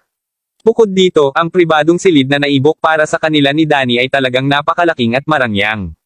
Mayroon ding isang malaking tangke ng isda na may ilang mga kumikinang na mga gintong arawana na isda dito. Pagkapasok sa silid, ang mga batang babae ay naupo sa isang sulok samantalang si Gerald ay nakaupo sa isa pang sulok kasama ang natitirang mga kasama sa silid. Sa oras na ito, nagsimula silang magpalitan upang kumanta at ang kapaligiran sa silid ay napakasigla. Ang mga batang babae ay nagpatuloy na nakikipag-chat sa kanilang sarili at inilagay ni Alice ang kanyang mga binti sa sofa, ipinapakita ang kanyang mahabang puting binti. Mayroong talagang mga isda ng arawana dito. Patuloy na nakatingin si Gerald sa tank ng isda dahil sa pag-usisa. Nabasa na niya ang tungkol sa kung gaano kasikat ang mga isda sa arawana dahil sa swerte at kapalaran na sinasabing dinala nila. Gayunpaman, naramdaman niya na parang ang mga isda ng arawana na ito ay ganap na naiiba kumpara sa mga nakita niya sa mga libro dati. Sa makatuwid, nagpa siya si Gerald na tanungin si Harper tungkol dito, tumango si Harper bago sinabi niya, oo, ang mga ito ay mga isda ng arawana ngunit ang mga narito ay medyo naiiba dahil ang mga ito ay may import mula sa Malaysia. Napakahalaga ng mga ito at tanging ang talagang mayayaman at makapangyarihang mga tao ang kayang bumili ng mga isda sa arawana na ito. Hindi sinasadyang narinig ni Danny sina Gerald at Harper na pinag-uusapan ang tungkol sa arawana. Sa oras na ito, hindi niya mapigilan ang sarili na mapangiti bago niya sinabi, "Oh my God, Gerald. Maaari mo ring makilala ang marangyang tatak na Hermes ngunit hindi mo man makilala ang mahalagang arawana na isda." Pagkarinig niya ng salitang Hermes, hindi mapigil ang sumimangot ulit ni Alice. Si Blondie na sumunod din kay Danny sa paligid ay tumawa bago sinabi niya, "Ha. Sa kasamaang palad, walang mga peking isda. Kung hindi man tiyak na makikilala ito ni Gerald at tiyak na bibilhin din niya ito." Ang ganitong uri ng isda ng arawana ay itinuturing na isang napakamapagaling na isda na maaaring magdala ng swerte at kapalaran sa pamilya. Nagsalita si Alice sa oras na ito. Alice, napakakaalaman mo talaga. Binigyan agad ni Danny si Alice ng 2 thumbs up. Siyempre, ang aming Alice ay isang napakamatalinong diyosa, hindi katulad ng ilang mga matitipid. Ang mga kasama sa kwarto ni Alice ay chimed in ng walang alinlangan. Hindi ba magiging napakamahal ng pribadong silid na ito? Napaka-close mo ba sa kaibigan mong iyon? Hindi mapigilan ni Alice na tanungin si Danny sa ngayon. Sa katunayan, labis na humanga siya kay Danny nang makilala siya ng buong gabi. Kung si Danny ay medyo mas may edad at matatag na, tiyak na minindagan siya ng pagkakataong maging kasintahan. It's alright. This private room only costs $4,000 a night, Danny replied in a triumphant manner. After that, he slapped his forehead as though he had just forgotten something. Oh my God. If you hadn't mentioned him, I would have completely forgotten that I promised to give my friend a call once I'm here. Pagkatapos nito, tumabi si Danny upang tumawag sa telepono. Sa oras na ito, nagpatuloy si Gerald sa pagkakaupo sa isang sulok habang masaya siyang nakikipag-chat sa kanyang mga kaibigan. Kahit nauna na binalak ni Noemi na ipagdiwang ang kanyang kaarawan kasama ang kanyang mga kasama sa silid at mga kasama ni Gerald, halata na ang kanyang mga kaibigan ay mas interesado sa mga lalaki mula sa dormitory ni Danny. Sa katunayan, naging maayos ang pakikitungo ni Danny at Blondie sa lahat ng mga batang babae sa dormitory ni Alice. Sa sandaling ito, biglang may nagtulak ng pagbukas ng pinto, isang batang lalaki na nakasuot ng itim na suit at isang pares ng maliliit na sapatos na katad ang naglakad agad sa silid. Napakatangkad niya at napakapatas ng balat niya at parang napakaugal niyang tao sa unang tingin. Kapatid Nigel, narito ka. Tumayo si Danny upang salubungin ang lalaki kaagad nang makita siya. Danny, kumusta ka? Nasiyahan ka ba sa pribadong silid na ito? Siyempre. Salamat sa pag-aayos nito sa akin, kapatid Nigel. Kinausap siya ni Danny sa masayang pamamaraan. Sa oras na ito, si Blondie at ang natitirang mga kasama sa kwarto ni Danny ay gumalang din sa pagbati kay Nigel. Danny, tigilan mo na ang pagsasalita. Bakit hindi mo ako ipakilala sa iyong mga kaibigan? Sa oras na ito, sinulyapan ni Nigel ang lahat ng magagandang batang babae na nakaupo sa silid at lalo siyang naaakit kay Alice na napakaganda. O tama, nakalimutan ko yun. Lahat, ipaalam ko sa iyo ang aking kaibigan. Ito si Nigel Fisher at ang kanyang pamilya ay nasa negosyo sa pagkain at pagtutustos ng pagkain. Nagmamay-ari siya ng Grand Marshal Restaurant sa Mayberry Commercial Street at kumikita siya ng 10 milyong dolyar bawat taon. Siya ang dahilan kung bakit namin naibok ang pribadong silid ngayong gabi. Mayabang na ipinakilala ni Danny ang kaibigan. Grand Marshal Restaurant. Wow! Ang mga maaaring magbukas ng isang restaurant sa Mayberry Commercial Street ay karaniwang sobrang mayaman. Bukod dito, tiyak na kumikita sila ng maraming pera. Napatingin si Alice kay Nigel gamit ang kanyang maningning at ningning na mga mata sa oras na ito. Hahaha. Lahat huwag sana kayong makinig kay Danny, naglalabas lang siya ng kalokohan. Ang liit talaga ng negosyo ng pamilya ko. Tulad ng para sa kadahilanan kung bakit madali akong makapag-book ng isang silid sa Emperor Karaoke Bar, ito ay dahil lamang sa ang manager ay malapit na kaibigan ng aking ama. Kung kailangan mo ng tulong sa pag-book ng isang silid sa hinaharap, mangyaring huwag mag-atubiling lumapit sa akin. Sumagot si Nigel sa isang kababaang loob habang ngumiti. Kapatid Nigel, may girlfriend ka ba? Ang batang babae na nakaupo sa tabi ni Alice ay biglang nagtanong sa kanya ng isang random na tanong at lahat ng nasa pribadong silid ay nagsimulang tumawa kaagad. Mapait na ngumiti si Nigel bago umiling. Pagkatapos nito, tiningnan niya si Alice bago niya sinabi, "Hello, maganda. Nagagalak akong makilala ka. Kamusta?" Sagot ni Alice na may nakal ang ngiti sa labi. Pagkatapos nito, sinimulang ipakilala ni Danny ang bawat isa kay Nigel ng isa-isa. Matapos ipakilala ang lahat sa silid, tumingin si Danny kay Gerald na nakaupo sa sulok. Itinuro niya ang kanyang daliri kay Gerald bago niya sinabi, "Brother Nigel, this is Gerald." Inilahad ni Nigel ang kanyang kamay upang makipagkamay kay Gerald ngunit nagsimula ng kumaibat ang mga talukap ng mata niya kaagad nang marinig ang kanyang pangalan. Ano? Ito ba ang parehas na si Gerald na nawala ang kasintahan kay Yuri at naghahatid pa ng regalo kay Yuri at Xavier noong nasa gubat sila? Panipi. Kabanata 8. Si Danny ay uminis bago sinabi, "Oo, siya ito."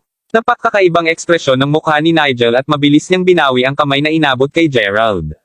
Pagkatapos nito, tinapik niya sa balikat si Gerald bago niya sinabi, "Kapatid Gerald, matagal ko nang narinig ang pangalan mo. Nakilala ko rin ang dating kasintahan mong si Xavier. Napakaganda talaga niya. Gusto kong humingi ng tawad sa iyo dahil ninakaw ng kapatid ko sa iyo ang kasintahan mo. Kaya pala kung nais mong magkaroon ng kasiyahan sa Mayberry Commercial Street, banggitin lamang ang aking pangalan at makakakuha ka agad ng 30 diskwento." Humihingi ng paumanhin si Nigel sa isang magaan na pamamaraan. Kapatid Nigel, walang silbi kahit na banggitin niya ang iyong pangalan dahil wala siyang kakayanin kahit ano sa kalyeng ito. Sa oras na ito, hindi mapigilan ni Alice at ng kanyang mga kasama sa silid ang kanilang sarili na tumawa ng malakas. Pasensya na. Nang sinabi ni Yuri na umibig siya sa kasintahan ng isang mahihirap na chap, ipinapalagay ko na ang batang babae ay hindi ganoon kaganda. Gayunpaman, nasulyapan ko ang batang babae noong nagpunta ako sa iyong universidad noong isang araw. Nang makita ko kung gaano kaganda si Xavier, naisip ko talaga na dapat ay talagang mayaman ka. Sagot ni Nigel habang tumatawa. Paano ito posible? Hahaha. Tumawa si Danny. Bukod dito kapatid Nigel, ikaw ang nagbigay ng ideya kay Yuri na i-text si Xavier at gumastos ng pera sa kanya upang maagon niya siya kay Gerald. Wala pang kalahating oras ang pag-text ni Yuri kay Xavier bago siya pumayag na makipaghiwalay kay Gerald. Nawala ang ulo ni Harper sa oras na ito at maging si Noemi ay galit na galit nang marinig ang mga salita ni Nigel. Anong ibig mong sabihin? Napakagaling ba ninyo ng mga lalaki dahil mayaman kayo? Tumayo si Harper at sumigaw kay Nigel. Bahagyang kumaibot ang mga eyelid ni Nigel bago niya sinabi, mga kaibigan, hindi ito tungkol sa pera. Kung sino ang pinakamahal at mahal sa babae ay dapat na maging karapat-dapat sa magandang babae. Bakit hindi mo tanungin ang magandang Alice kung tama ang sinasabi ko? Si Alice na nagbigay pansin sa lahat ng mga paggalaw ni Nigel sa buong oras na ito, ay naramdaman na si Nigel ay talagang maganda at maganda ang kilos niya. Bukod dito, dahil nagkaroon siya ng hindi magandang impression kay Gerald, tumango naman si Alice nang marinig niya ang sinabi ni Nigel, nakilala niya si Xavier noon at talagang naramdaman niya na ang Xavier ay napakahusay para kay Gerald. Kaya, sa palagay mo ba may isang tao na nararapat na mamatay dahil lamang sa mahirap sila? Kaya, ang mga mahihirap na tao ay wala man lang anumang pakiramdam. Nangangahulugan ba ito na maaari mo lamang laruan ang damdamin ng iba kahit kailan mo nais na dahil lamang sa tingin mo ay mas mayaman ka sa kanila? Sa oras na ito, si Gerald, na matigang nakaupo sa buong oras na ito, biglang tumayo. Namula ang kanyang mga mata at nakakuyom ang mga kamao habang nakatitig kay Nigel sa galit. Kaya, binibiro niya siya at nakikialam sa kanyang buhay para lamang sa kasiyahan nito. Sa una, plano ni Gerald na tiisin ang lahat ng kahihiyan at pang-iinsulto dahil kaarawan ni Noemi pagkatapos ng lahat, gayunpaman, hindi na napigilan ni Gerald ang kanyang galit. Hindi mapigilan ni Alice na tumingin kay Gerald ng may pagkasuklam. Hindi lamang mahirap ang taong ito, ngunit hindi rin siya matyaga. Hindi ba niya kayang tiisin ito kung may nagsasabi ng ilang masasamang bagay tungkol sa kanya? Nagalit din si Blondie. Gerald, sino sa palagay mo ikaw? Paano ka naglakas loob kausapin si Brother Nigel sa ganitong pamamaraan? Alam mo ba kahit anong ginagawa mo? Upang mapatunayan ang kanyang sarili sa harap ni Nigel, kinuha ni Blondie ang isang bote ng alak bago niya itapon kay Gerald. Hindi ito ang kanyang kauna-unahang pagkakataon na tamaan si Gerald. Bukod dito, kailangan niyang gawin ito dahil nais niyang ipakita ang kanyang katapatan at dedikasyon kay Nigel. Gerald, mag-ingat ka. Si Harper, na mabilis ang mata at kamay ay dali-dali na hinayla si Gerald. Ang botelya ay lumipad pasado kay Gerald nang hindi siya hinampas. Boom! Ang tangke ng isda na inilagay sa pribadong silid ay agad na nabasag. Wow! Binaling ng lahat ang kanilang mga mata upang tingnan ang basag na tangke ng isda. Ito, natigilan si Blondie. Namutla agad ang mukha niya. Kahit na sina Danny at Nigel ay nagulat sa oras na ito. Damn it! Napakamahal ng isdang arawana na ito. Sigaw ni Danny habang nakatitig kay Blondie sa sobrang takot. Nawala ng salita si Blondie habang nilunok ang laway niya. Kapatid Danny, kapatid Nigel, hindi ko ito sinasadya. Hindi ko talaga inasahan na maiiwasan ni Gerald ang bote ng alak. Hindi ko talaga sinasadya na gawin ito. Pagkatapos nito, sinulyapan ni Blondie si Gerald na may galit na ekspresyon sa mukha. Tama iyan. Hindi natin dapat sisihin si Blondie para dito. Hindi dapat iwasan ni Gerald ang bote ng alak. Kung sa bagay kung siya ay tinamaan, dapat lang niya itong tanggapin tulad ng isang lalaki. Ano pa rin ang big deal? Bakit ka lumayo? Kahit na takot ang mga babae, sinisisi nilang lahat si Gerald sa pag-iwas sa bote ng alak. Anong nangyari dito? Sa oras na ito, ang isa sa mga naghihintay na narinig ang malakas na tunog ay sumugod sa pribadong silid kasama ang ilang mga security guard. Ang tangke ng isda na may mga isda ng arawana sa pribadong silid ay nawasak. Ang pinuno ng pangkat ng seguridad ay nakatingin sa karamihan ng tao bago siya nagtanong sino ang gumawa nito. Ang arawana fish na ito ay na-import mula sa Malaysia at napakahalaga at hindi mabibili ng salapi. Paano ito madurog habang siya ay nasa tungkulin? Napatulala ang pinuno ng security team. Kapatid Barry, lahat ito ay hindi pagkakaunawaan. Sa palagay mo maaari mong itago ang bagay na ito mula kay Brother Flynn. Mabilis na naglabas ng sigarilyo si Nigel bago niya ito maipasa kay Barry. Tinaas ni Barry ang kanyang kamay upang tanggihan kaagad ang sigarilyo. Nigel, huwag kang magkamali ngunit dapat mong maunawaan na ito ay isang napakamahal na tank ng isda at isda. Walang paraan na maaari kitang tulungan sa bagay na ito. Wala akong pagpipilian kundi makipag-ugnay kaagad sa manager. Pagkatapos nito, nagsalita kaagad si Barry sa kanyang walkie-talkie, makalipas ang ilang sandali, isang lalaki na nasa 30 taon na ang edad ay lumapit kasama ang isang pangkat ng mga tao. Siya ay walang iba kundi ang tagapamahala ng Emperor Karaoke Bar, si Flynn Lexington. Kapatid Flynn. Sinalubong siya ni Nigel na may ngiti sa labi. Tiningnan ni Flynn ang gulo sa pribadong silid. Pagkatapos nito kumunot ang noo niya bago sinabi, Nigel, anong nangyari? Bakit sinira ninyo ang tangke ng isda? Hindi, bakit naman maglalakas loob kaming gawin iyon, kapatid Flynn? Hindi sinasadyang binasag ng isa sa aking mga kapatid ang tangke ng isda dahil masyado siyang nabalisa. Napakamagalang ni Nigel nang kausapin niya si Flynn. Kahit na si Flynn ay tagapamahala lamang ng Emperor Karaoke Bar, alam ng lahat na nagtatrabaho siya para kay Zach Lyle. Kahit na ang sariling ama ni Flynn ay kailangang magalang nang makausap niya ito. Sinamok ni Blondie ang laway niya bago siya tumayo at sinabi, kapatid Flynn, lahat ito ang may kasalanan sa akin. Galit talaga ako kaya binato ko siya ng isang bote ng alak. Bilang isang resulta, iniwasan niya ang bote ng alak at ang bote ng alak ay tumama sa tangke ng isda sa halip. Tumingin si Flynn kay Blondie na may galit na ekspresyon sa mukha. Pagkatapos nito, sinipa niya sa tiyan si Blondie bago siya pumili ng isa pang bote ng alak at diretso na hinampas ang ulo ni Blondie. You were angry. I'm angry now. What? Ang lahat ng mga batang babae ay kinilabutan sa oras na ito. Ano ang dapat nating gawin? Ang Arowana fish tank ay itinayo upang umakma sa panloob na dekorasyon sa pribadong silid na ito. Orihinal, dapat kang magbayad ng doble sa presyo ng tank ng isda para sa paglabag nito, ngunit Nigel, magpapakita ako sa iyo ng paggalang sa ngalan ng iyong ama at sisingilan ka lang ng orihinal na presyo ng tank ng isda na $200,000. Huwag mong sabihing hindi kita tutulungan. Pagkatapos nito, lumabas agad si Flynn sa pribadong silid. Naturally, ang dalawang bodyguards ay nagpatuloy na binabantayan ang pintuan sa oras na ito. Ano ang dapat nating gawin, Kuya Danny? Mayroon lamang akong $5,000. Ani Blondie habang nakaupo siya na may dumadaloy na dugo sa kanyang ulo. Nagsalita si Danny at sumagot, mayroon akong $50,000 na dapat ay aking allowance para sa susunod na buwan. Labis na galit si Naomi. Gayunpaman, dahil narito ang lahat upang ipagdiwang ang kanyang kaarawan, hindi ito naging kahulugan para sa kanya na balewalain lamang ang bagay na ito. Sa makatuwid, sumagot si Noemi, mayroon akong halos $10,000. Ang bawat isa sa pribadong silid ay nagsimulang magkasama ang kanilang pera. Kahit na si Alice ay nagpasya na magbigay ng $10,000 upang mabayaran ang pinsala. Sa pagtatapos ng araw, hindi nila nakolekta kahit $100,000. Huwag kang mag-alala. Hayaan mong tanungin ko si Brother Flynn kung maaari niya kaming bigyan ng karagdagang diskwento, sabi ni Nigel bago siya dumula sa silid. Paano ito magiging posible? Nagkaproblema ang mga tao sa pribadong silid. Hindi ko dapat ipinagdiwang ang aking kaarawan. Tatawag na lang ako sa tatay ko ngayon, sigaw ni Naomi habang tinatapakan ang mga paa sa balisa. Pinigilan siya kaagad ni Alice bago niya sinabi, Noemi, paano ka namin hihilingin na bayaran mo ang halagang ito?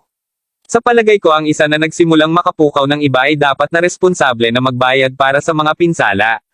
Pagkatapos nito, tumingin si Alice kay Gerald. Gerald, lahat ng ito ang iyong kasalanan. Ikaw ang nagsimulang pukawin si Brother Nigel. Kung hindi dahil sa iyo, hindi mawawala ang galit ni Blondie at sinubukang hampasin ka ng bote ng alak. Cold na sabi ni Alice. Oo. Pumayag agad ang grupo ng mga batang babae. Sa oras na ito, muling nagsalita si Noemi. Mangyaring itigil mo na lang. Itigil ang sisihin kay Gerald sa lahat.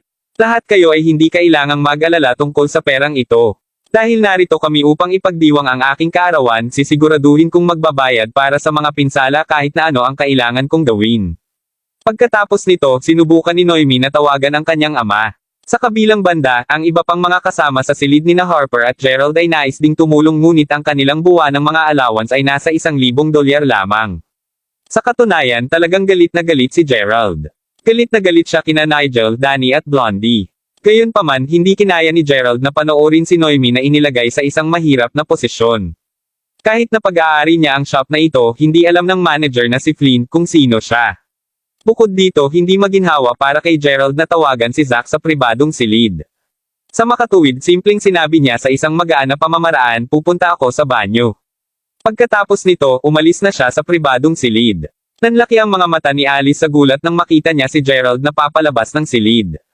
O aking Diyos! Maraming iba markang paiwati ibang mga tao ang nakilala ko sa buhay ko ngunit hindi pa ako nakakakilala ng iba pa na walang kahihiyan kaysa sa kanya. Tumetakas ba talaga siya kapag nandito pa ang mga batang babae? Sa oras na ito, nasa banyo na si Gerald. Alam niya na magiging mabuti para sa kanya na tumawag sa telepono dahil wala namang sinabi ang mga security guard. Sa loob ng banyo tumawag si Gerald. Kapatid Zack, Gerald, tawagin mo na lang akong Zack. Ano ang magagawa ko para sa iyo? Nagkaroon ako ng kaunting problema. Ang lihim na mayamang tao. Kabanata Siyam. Mabilis na ipinaliwanag ni Gerald ang sitwasyon kay Zack at mabilis na tumango si Zack bilang tugon. Nga pala Kuya Zack, may kilala ka bang nagngangalang Nigel Fisher? Narinig ko na ang kanyang pamilya ay nagpapatakbo ng isang restaurant sa Mayberry Commercial Street. Sa oras na ito, mahigpit na pinagtagpi ng mga browser ni Gerald. Hindi siya isang taong may anumang malas na saloobin. Gayunpaman si Nigel ang nagbigay kay Yuri ng ideya na nakawin ang kasintahan ni Gerald na si Xavier mula sa kanya. Si Nigel ang dahilan kung bakit kailangan niyang maghirap ng labis na kahihiyan. Sa makatuwid, talagang nais malaman ni Gerald kung ano ang mangyayari kung mawala ng lahat ng kanilang pera si Nigel at ang kanyang pamilya. Nigel, oo, ang kanyang ama ay isa sa aking mga nasasakupan. Bukod dito, ang restaurant na pinapatakbo ng kanyang pamilya ay talagang nakarehistro sa ilalim ng iyong pangalan. Sinaktan ka ba niya sa anumang paraan? Naging maingat si Zack sa oras na ito. Makalipas ang ilang sandali, mabilis na sumagot si Zack, alam ko ang dapat kong gawin, Gerald. Huwag kang mag-alala. Hayaan mo na lang sa akin. Sa totoo lang, hindi alam ni Gerald ang gagawin ni Zack. Ito ay dahil hindi man alam ni Gerald kung ano ang posibleng gawin sa kanya. Ito ang kauna-unahang pagkakataon na ginamit ni Gerald ang kanyang pagkakakilanlan at kapangyarihan upang pilitin ang iba. Kahit na kinamumuhian niya talaga si Nigel, nagkaroon siya ng kakaibang pakiramdam ng kakulangan sa ginhawa matapos ibigay ang kanyang mga order. Pinili ni Gerald na huwag masyadong pag-isipan ito matapos ang tawag sa telepono, lumabas si Gerald ng banyo bago siya tumungo sa pribadong silid. Gayunpaman, mayroong isang malaking punto ng pag-ikot sa pribadong silid sa oras na ito. Sa oras na ito, sina Alice, Naomi at ang natitirang pangkat ay sinusubukan lahat na makipag-ugnay sa bawat isa na makakaya nila upang malutas nila ang bagay na ito. Kailangan nilang maghanap ng solusyon. Sa oras na ito, biglang pumasok si Flynn sa pribadong silid saka yumuko sa harap nila bago siya humingi ng tawad kaagad. Naturally, sinabi niya sa kanila na hindi na nila kakailanganing magbayad o magbayad ng mga pinsala para sa Arowana Fish Tank. Ang bawat isa ay labis na nalilito sa oras na ito. Nang biglang lumakad si Nigel, biglang napagtanto ng lahat ang nangyayari. Kapatid Nigel, ikaw ba iyon? Lahat ng mga batang babae ay nakatingin kay Nigel na may paghanga na nakasulat sa buong mukha nila. Nagtataka pa rin si Nigel kung ano ang posibleng gawin nila upang harapin ang bagay na ito. Bilang isang bagay, tumakbo siya kanina sa pribadong silid dahil gusto niyang magtago. Gayunpaman, nagpa siya siyang magtungo patungo sa pribadong silid nang makita niya si Flynn na nagmamadali roon na may gulat na ekspresyon sa mukha. Ito ay lumabas na ang bagay ay nalutas. Hindi ipinagtapat ni Nigel na hindi siya ang nagresolba ng bagay. Sa halip ay simpleng ngumiti siya at sinabi, si Kuya Flynn at ang aking ama ay mabuting magkaibigan. Ito ay isang maliit na bagay lamang. Wow! Kapatid Nigel, talagang hindi ka panipaniwala. Kapatid Nigel, ikaw ang pinakamahusay. Ang lahat ng mga batang babae ay nagsimulang sumamba kaagad kay Nigel. Si Alice ay nakatingin din kay Nigel sa oras na ito at nagsisimula na siyang mahulog kay Nigel. Kung tutuusin, siya ang may-ari ng Grand Marshal Restaurant sa Mayberry Commercial Street. Napahanga talaga siya at nagmula siya sa isang mayamang pamilya. Sa oras na ito, nakabukas ang pinto at tumungo si Gerald sa pribadong silid. O tingnan mo, bumalik lamang siya sa pagkaunawa na ang bagay ay nalutas na. Nakatitig ang mga batang babae kay Gerald. Sa oras na ito, mas naiinis na si Alice kay Gerald. Naomi, napaka-usyoso ko talaga. Bakit kakaibigan ng isang tulad niya? Malamig nang umuso si Alice. Noon nalaman ni Gerald ang totoo na hinawakan na ni Zack ang lahat para sa kanya, bukod dito, lumapit si Flynn upang humingi ng paumanhin at ipaalam sa kanila na hindi na nila kailangang magbayad para sa mga pinsala. Siyempre, ang bagay na ito ay madaling malulutas. Kung tutuusin, si Gerald ang may-ari ng pag-aaring ito. Gayunpaman, sa paghusga mula sa paraan ng pagtitig sa kanya ng lahat, alam ni Gerald na hindi na nila ito naiintindihan muli at dapat naisip nilang ang kredito ay pagmamay-ari ni Nigel. Paliwanag. Naramdaman ni Gerald na ito ay ganap na hindi kinakailangan. Sa katunayan, inakala pa unang Gerald na ang ganda talaga ni Alice. Gayunpaman, pagkatapos ng lahat ng nangyari ngayong gabi, wala nang interes si Gerald kay Alice. Sa katunayan, ang tanging dahilan kung bakit pinili niya na lutasin ang bagay na ito ay dahil lamang kay Noemi. Bukod dito, kahit na sinubukan niyang ipaliwanag ang kanyang sarili, alam ni Gerald na wala ring maniniwala sa kanya. Ayaw na sayangin ni Gerald ang anumang oras sa pagpapaliwanag sa sarili. Sige, Dahil nalutas na namin ang bagay na ito, bakit hindi namin dalhin ang pagdiriwang sa ibang lugar? Hayaan mo akong pakitunguhan kayong lahat. Sa oras na ito, pinagsiksik ni Nigel ang kanyang mga kamay habang sinusubukan niyang baguhin ang paksa. Tumingin siya kay Alice at sa lahat ng mga kasama sa silid.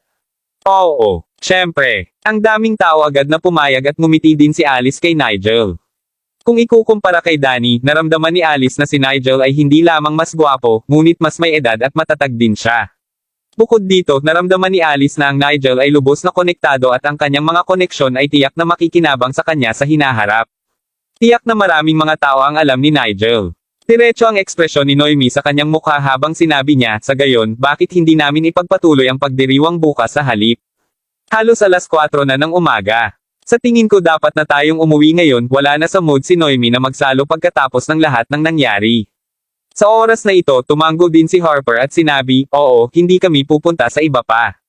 Uuwi din kami. Tuldok-tuldok. Sa katunayan, ang mga kasama sa bahay ni Gerald ay medyo nakaramdam din ng pagod. Sa una, lahat sila ay nasa sabik na makilala ang lahat ng magagandang batang babae sa dormitoryo ni Alice. Gayunpaman, halata na ngayon na ang lahat ng mga batang lalaki mula sa dormitory ni Gerald ay talagang kalabisan kumpara kay Danny at sa kanyang mga kaibigan. Hahaha, okay lang yan. Marahil ay hindi ka makapasok sa susunod na pupuntahan namin. Bukod dito, natatakot ako na hindi ko din madala ang maraming tao sa akin. Sa makatuwid, marahil ay mas mabuti kung pipiliin mong mailagay ang isang ito sa labas. Malamig na napatingin si Nigel kina Gerald at Harper. Saan tayo susunod? Pupunta ba kami sa restaurant mo? Tanong ng mga batang babae habang nakatingin kay Nigel. Inunat ni Nigel ang kanyang daliri bago niya ito winagiway sa harap nila. Hindi, dadalhin kita sa Wayfair Mountain Entertainment. Narinig mo na ba ito dati? Ang sikat na Wayfair Mountain Entertainment. Gulat na tanong ni Alice. Iyon ang highlight ng Mayberry Commercial Street. Hindi ba iyan ang manor kung saan nagtitipon ang lahat ng mayayaman at makapangyarihang tao upang magsaya? Tama si Nigel. Ang ilang mga tao ay hindi makakayang makapasok sa lugar na iyon sa kanilang buhay. Si Alice ay nagmula sa isang mayaman na pamilya at nagkaroon siya ng pagkakataon na masulyapan ang manor dahil sa kanyang sobrang yaman na tiyuhin. Sa hindi inaasahan, may papasok din sila ni Nigel sa manor din. Dahil maraming mga magagandang babae, hayaan mo muna akong kumuha ng sasakyan.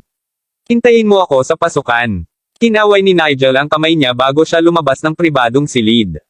Today, Nigel was really captivated by Alice's beauty. Sa katunayan, nais niyang gamitin ang parehong pamamaraan na itinuro niya kay Yuri upang mapanalunan si Alice. Naniniwala siya na ang bawat batang babae ay madaling mabibili ng pera. Noemi, bakit hindi ka sumama sa amin? Ngayon ang iyong kaarawan pagkatapos ng lahat. Hindi mo ba sinabi na gusto mo talagang makita at maranasan ang Wayfair Mountain Entertainment para sa iyong sarili? Ang pagkakataon ay inilalagay sa harap mo ngayon. Sinubukan ni Alice na akitin si Noemi na sumama sa kanila habang nakahawak siya sa kanyang kamay.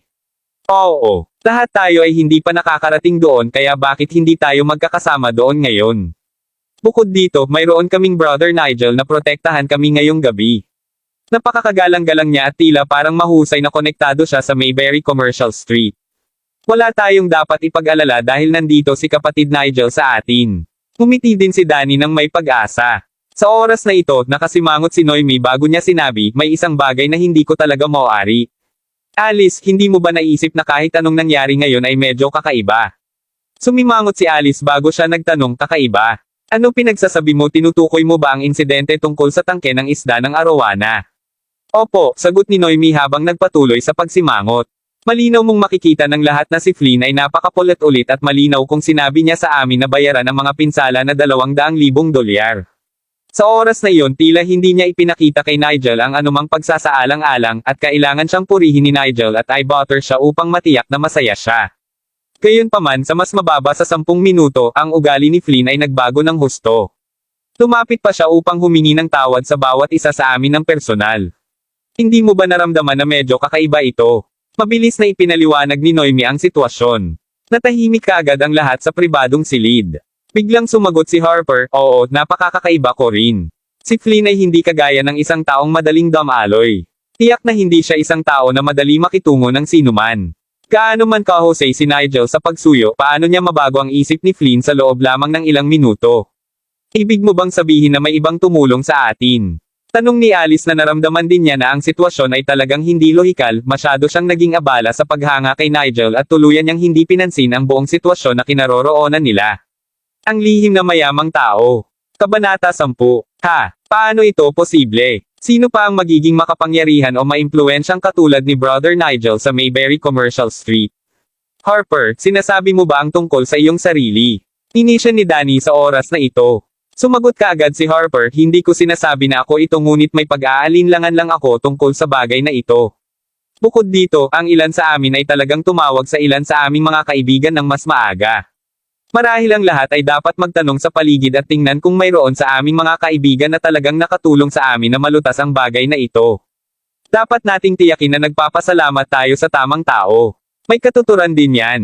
Si Alice ay may isang solemn na ekspresyon sa kanyang mukha. Sige na nga, lahat mangyaring suriin ang mga tao na iyong tinawag ng mas maaga upang malalaman natin ang tiyak kung si Brother Nigel talaga ang tumulong sa atin. Si Alice ay tumutukoy din kay Nigel sa isang napakakilos na pamamaraan. Pagkatapos nito, nagsimulang tumawag ang lahat sa kanilang mga kaibigan at pamilya. Medyo awkward ang naramdaman ni Gerald sa oras na ito. Dapat ba niyang sabihin sa kanila ang totoo tungkol sa bagay na ito? Gayunpaman, bago pa magpasya si Gerald sa kung ano ang dapat niyang gawin, ang iba pa ay nakarating na sa kanilang sariling konklusyon. Ito ay sapagkat wala sa kanilang mga kaibigan ang may kakayahang tulungan silang lutasin ang bagay. Sigurado ako na si Brother Nigel ang tumulong sa amin na malutas ang bagay na ito. Hindi ko talaga akalain na may iba pa kasing impluwensyang tulad niya. Kaya, ihinto na natin ang pag-aalinlangan sa kanya. Napatingin si Danny kay Harper na may malamig na ekspresyon sa mukha. Tama nga, bakit hindi na tayo magtungo? Dapat ay hinihintay tayo ni Kuya Nigel sa pasukan. O wag natin siyang hintayin maghintay ng masyadong mahaba. Ani Alice habang nakatingin sa Harper at Gerald. Nakaramdam siya ng kaunting paghamak sa kanyang puso. Naramdaman niya na simpleng sinasabi iyon ni Harper dahil naiinggit siya sa kakayahan ni Nigel. Sa oras na ito, lahat ay naglalakad patungo sa pasukan ng karaoke bar. Naipark na ni Nigel ang kanyang mamahaling kotse sa harap at may kasama siyang ilang kaibigan. Naomi, sasama ka ba sa amin? Tanong ni Alice habang hinawakan ang kamay ni Naomi. Paumanhin, Alice, ngunit talagang wala akong gana pumunta sa ibang lugar ngayon. Pupunta ako doon kapag may isa pang pagkakataon na gawin ito sa hinaharap. Noon pa man ay naging napaka-prangka ni Noemi at naramdaman niya na si Nigel ay medyo masyadong mapagkunwari. Sa makatuwid, hindi niya masyadong nagustuhan siya. Dahil hindi mapaniwala ni Alice si Noemi na sumama sa kanila, nagpasya siyang iwanan si Noemi at sa halip ay umalis na siya kasama ang iba pa niyang kasama. Naghiwalay silang lahat sa harap ng karaoke bar. Napatingin si Gerald kina Naomi at Harper habang papalabas na sila sa karaoke bar. Kitang-kita niya ang bigo na ekspresyon sa kanilang mga mukha. Malinaw na nais din nilang bisitahin ang Wayfair Mountain Entertainment. Gayunpaman parang pinipigilan ni na Harper at Noemi dahil sa kanya. Hindi mapigilan ni Gerald na labis na makonsensya sa buong sitwasyon. Sa makatuwid, gumawa ng pangako si Gerald sa kanyang sarili na siguradong dadalhin niya ang dalawa sa Wayfair Mountain Entertainment upang makita at maranasan nila ang manor para sa kanilang sarili balang araw. Matapos ang halos kalahating oras, ipinark ni Nigel at ng kanyang mga kaibigan ang kanilang mga mamahaling kotse sa harap ng pasukan ng Wayfair Mountain Entertainment. Si Alice at ang kanyang mga kaibigan ay sunod-sunod na lumabas ng mga kotse. Tumigil ka na. Bawal kang pumasok. Hindi inaasahan, bago pa man sila makapasok sa manor, kaagad na pinigilan sila ng ilang sanay na mga security guard na nakasuot ng itim. Mga kapatid, hindi mo ba ako naaalala? Ako si Nigel at ang aking ama ay si Adam Fisher. Dinala ko ang ilan sa aking mga kaibigan sa kanya upang magsaya ngayon. Inilagay ni Nigel ang kanyang mga kamay sa kanyang bulsa at ngumiti siya habang nakatingin sa mga bodyguard na parang may inaasahan siyang mangyayari. Hahaha. Nigel, talagang sobra mong iniisip ang iyong sarili. Isang napakahalagang nangyari sa iyong pamilya ngunit nandito ka pa rin sa labas na nagkakaroon ng kasiyahan sa iyong sarili, hindi ba? Natatakot ako na ang gabing ito ay hindi lamang ang gabing hindi ka papayagan sa manor. Natatakot ako na hindi ka makakapasok sa Wayfair Mountain Entertainment sa hinaharap. Inisya ng mga bodyguard si Nigel na may kasuklam-suklam na ekspresyon habang nakatingin kay Nigel. Nakadama pa sila ng pakikiramay sa kanya.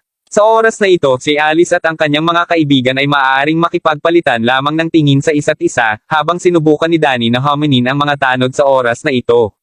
Malamig na sinabi niya, alam mo ba kung sino siya? Siya si Nigel Fisher. Ang Grand Marshal Restaurant sa Mayberry Commercial Street ay kabilang sa kanyang pamilya. Hahaha, oo tama ka, ngunit iyan lang ang nakaraan. Pagkatapos ngayon, ang iyong pamilya ay hindi na magiging may-ari ng Grand Marshal Restaurant. Bukod dito, ang lahat ng iba pang mga negosyo ng iyong pamilya ay malugi din hanggang ngayon. Naniniwala ako na ang iyong ama ay kasalukuyang abala sa pakikipag-usap sa pulisya, sa tanggapan ng negosyo, at sa lahat ng mga tao mula sa bangko ngayon. Hindi ako makapaniwala na nasa mood ka pa rin upang magsaya ngayon. Nagkibit-balikat ang mga security guard bago sila ngumiti, hindi mapigilan ni Nigel na napalunok habang sumisigaw, imposible. Nagsisinungaling ka. Pagkatapos nito, dali-dali niyang inilabas ang kanyang cellphone bago niya subukang tawagan ang kanyang ama. Matapos ang pagdial ng maraming beses sa isang hilera, sa wakas ay sinagot ng kanyang ama ang telepono. Nigel immediately asked if his family was facing any sorts of trouble. At this time, the expression on Nigel's face changed and he turned pale immediately. Hindi, imposible yan. Ito ay ganap na imposible. Paano ito nangyayari? Pagkatapos nito, nahulog ni Nigel ang kanyang telepono sa lupa. Tila ang lahat ng mga negosyo ng kanyang pamilya ay pinagbawalan dahil ang kanyang ama ay lumabag sa batas. Ang lahat ng kanilang mga bank account ay na-freeze na. Sa madaling salita, wala si Nigel ngayon. Maliwanag na hindi inaasahan ni Alice at ng iba pa ang gayong kabaligtaran. Napahiya silang lahat sa oras na ito dahil hindi nila alam kung ano ang dapat na reaksyon. Imposible. Ito ay talagang imposible. Nigel na naupo si Nigel sa lupa. Nagmukha ba siya ngayon? Sa oras na ito, labis na nabigo si Alice nang mapagtanto niya ang sitwasyon na naroon si Nigel. Naisip niya na sa wakas ay natagpuan niya ang isang karapat-dapat at karapat-dapat na maging kasintahan. Gayunpaman parang ang lahat ay gumuho kay Nigel. Danny, maaari mo bang hilingin sa iyong ama na tulungan ako sa pamilya? Maaari mo ba akong tulungan at ang aking pamilya? Nigel natalo at talagang hindi niya alam kung ano pa ang maaaring gawin niya. Some pain. Paano ako matutulungan ng aking pamilya? Kinaway ni Danny ang kamay bago sinabi, Nigel, sa palagay ko dapat kang umuwi ngayon at makita ang iyong ama. Hindi nakakagulat kung bakit palaging sinabi ng aking ama na ang batas ay makakaabot sa iyong ama maaga o huli. Sa wakas naiintindihan ko kung bakit. Alice, ano ang dapat nating gawin ngayon? Ang lahat ng mga batang babae ay hindi alam kung ano ang gagawin dahil una nilang pinlano na dumating at maranasan ang Wayfair Mountain Entertainment para sa kanilang sarili. Hindi inaasahan, ang pamilya ni Nigel ay talagang nalugi sa oras na ito. Sa palagay ko hindi tayo magiging tulong kahit na manatili kami dito. Umuwi na lang tayo. Pagkatapos nito, mabilis na sumakay ng taxi si Alice bago siya umalis kaagad. Ang pangkat ng mga tao ay nagsimulang magkalat ng sunod-sunod, sa oras na ito, talagang pinagmamasdan ni Zack ang buong sitwasyon na lumalahad sa harap ng manor. Tumawag siya sa telepono at sinabing, Hello, Miss Jessica. Hiniling lang sa akin ni Gerald na ibalik ang restaurant na pagmamayari ng pamilyang Fisher sa Mayberry Commercial Street. Sa tingin mo ba ay okay lang sa iyo na gawin ang bangkarote ng kanilang pamilya nang walang pag-aatubili? Hahaha, masyado lang kasing malambot ng puso ang kapatid ko. Hindi iyon ang paraan ng pamilyang Crawford sa paggawa ng mga bagay. Hindi siya dapat ganoon kalambot sa puso sa kanyang mga kaaway. Kung hindi man mag-aalala talaga ako kapag si Gerald ang mamamahala sa pamilyang Crawford sa hinaharap. Dapat na maunawaan ng aking kapatid kung gaano siya yaman at makapangyarihan ngayon. Tumango si Zack bilang sagot. Siyempre, nagawa na ni Jessica mula sa pamilyang Crawford ang lahat ng kailangang gawin. Sa katunayan, si Jessica lamang ang taong nakakaalam ng pinakamahusay na paraan upang turuan si Gerald tungkol sa kung paano siya dapat mabuhay bilang isang mayaman at makapangyarihang tao. Sa katunayan, gaano man karami ang ginastos ni Gerald, hindi na siya umabot sa huli. Ito ay dahil imposibleng matapos ang pera ng pamilya Crawford. Ang pamilya Crawford ay nagmamay-ari ng higit sa 1/3 ng mga pag-aari at industriya sa buong mundo. Ito ay lampas sa kung ano ang maisip ng isang ordinaryong tao. Sa oras na ito, bumalik na sina Gerald at Naomi sa kanilang mga dormitoryo. Dahil si Harper at ang natitirang mga lalaki ay medyo nagalit, napagpasyahan nilang magtungo sa internet cafe upang magpakawala. Nais nilang yayain si Gerald na sumali sa kanila ngunit hindi pa niya ito nilalaro noon dahil mahirap talaga siya dati. Bilang karagdagan, medyo nakakapagod din si Gerald at gusto lang niyang magpahinga. Gayunpaman sa pag-akyat pa lang niya sa kama, nagsimulang mag-ring ang kanyang cellphone. Pagkakita niya ng isang sulyap sa numero sa tumatawag na ID, nakaramdam ng sobrang pagkalito ni Gerald. Si Xavier yun. Matapos itong pag-isipan saglit, nagpasya si Gerald na sagutin ang kanyang tawag. Gerald, bakit hindi mo sinagot ang tawag ko kaagad sa pag-ring ng telepono mo? Anong ginagawa mo? Mahinang boses ni Xavier ang tumunog sa kabilang dulo ng linya. Pagkarinig niya ng boses niya ay biglang naisip ni Gerald ang nakaraan kasama si Xavier at nagtatawagan sila dati at nakikipag-usap sa isa't isa sa telepono tulad nito. Well, ano ang magagawa ko para sa iyo? Tanong ni Gerald sa malamig na boses. Hinihintay kita sa tabi ng lawa sa tabi ng campus. Gerald, kung tatanggi kang pumunta at salubungin ako, tatalon ako sa lawa at malulunod ako. Panipi. Maraming salamat mga ka-master sa walang sawang pagsusubaybay, isang like, share, and subscribe naman dyan mga ka-master. Abangan ang susunod pang mga kabanata.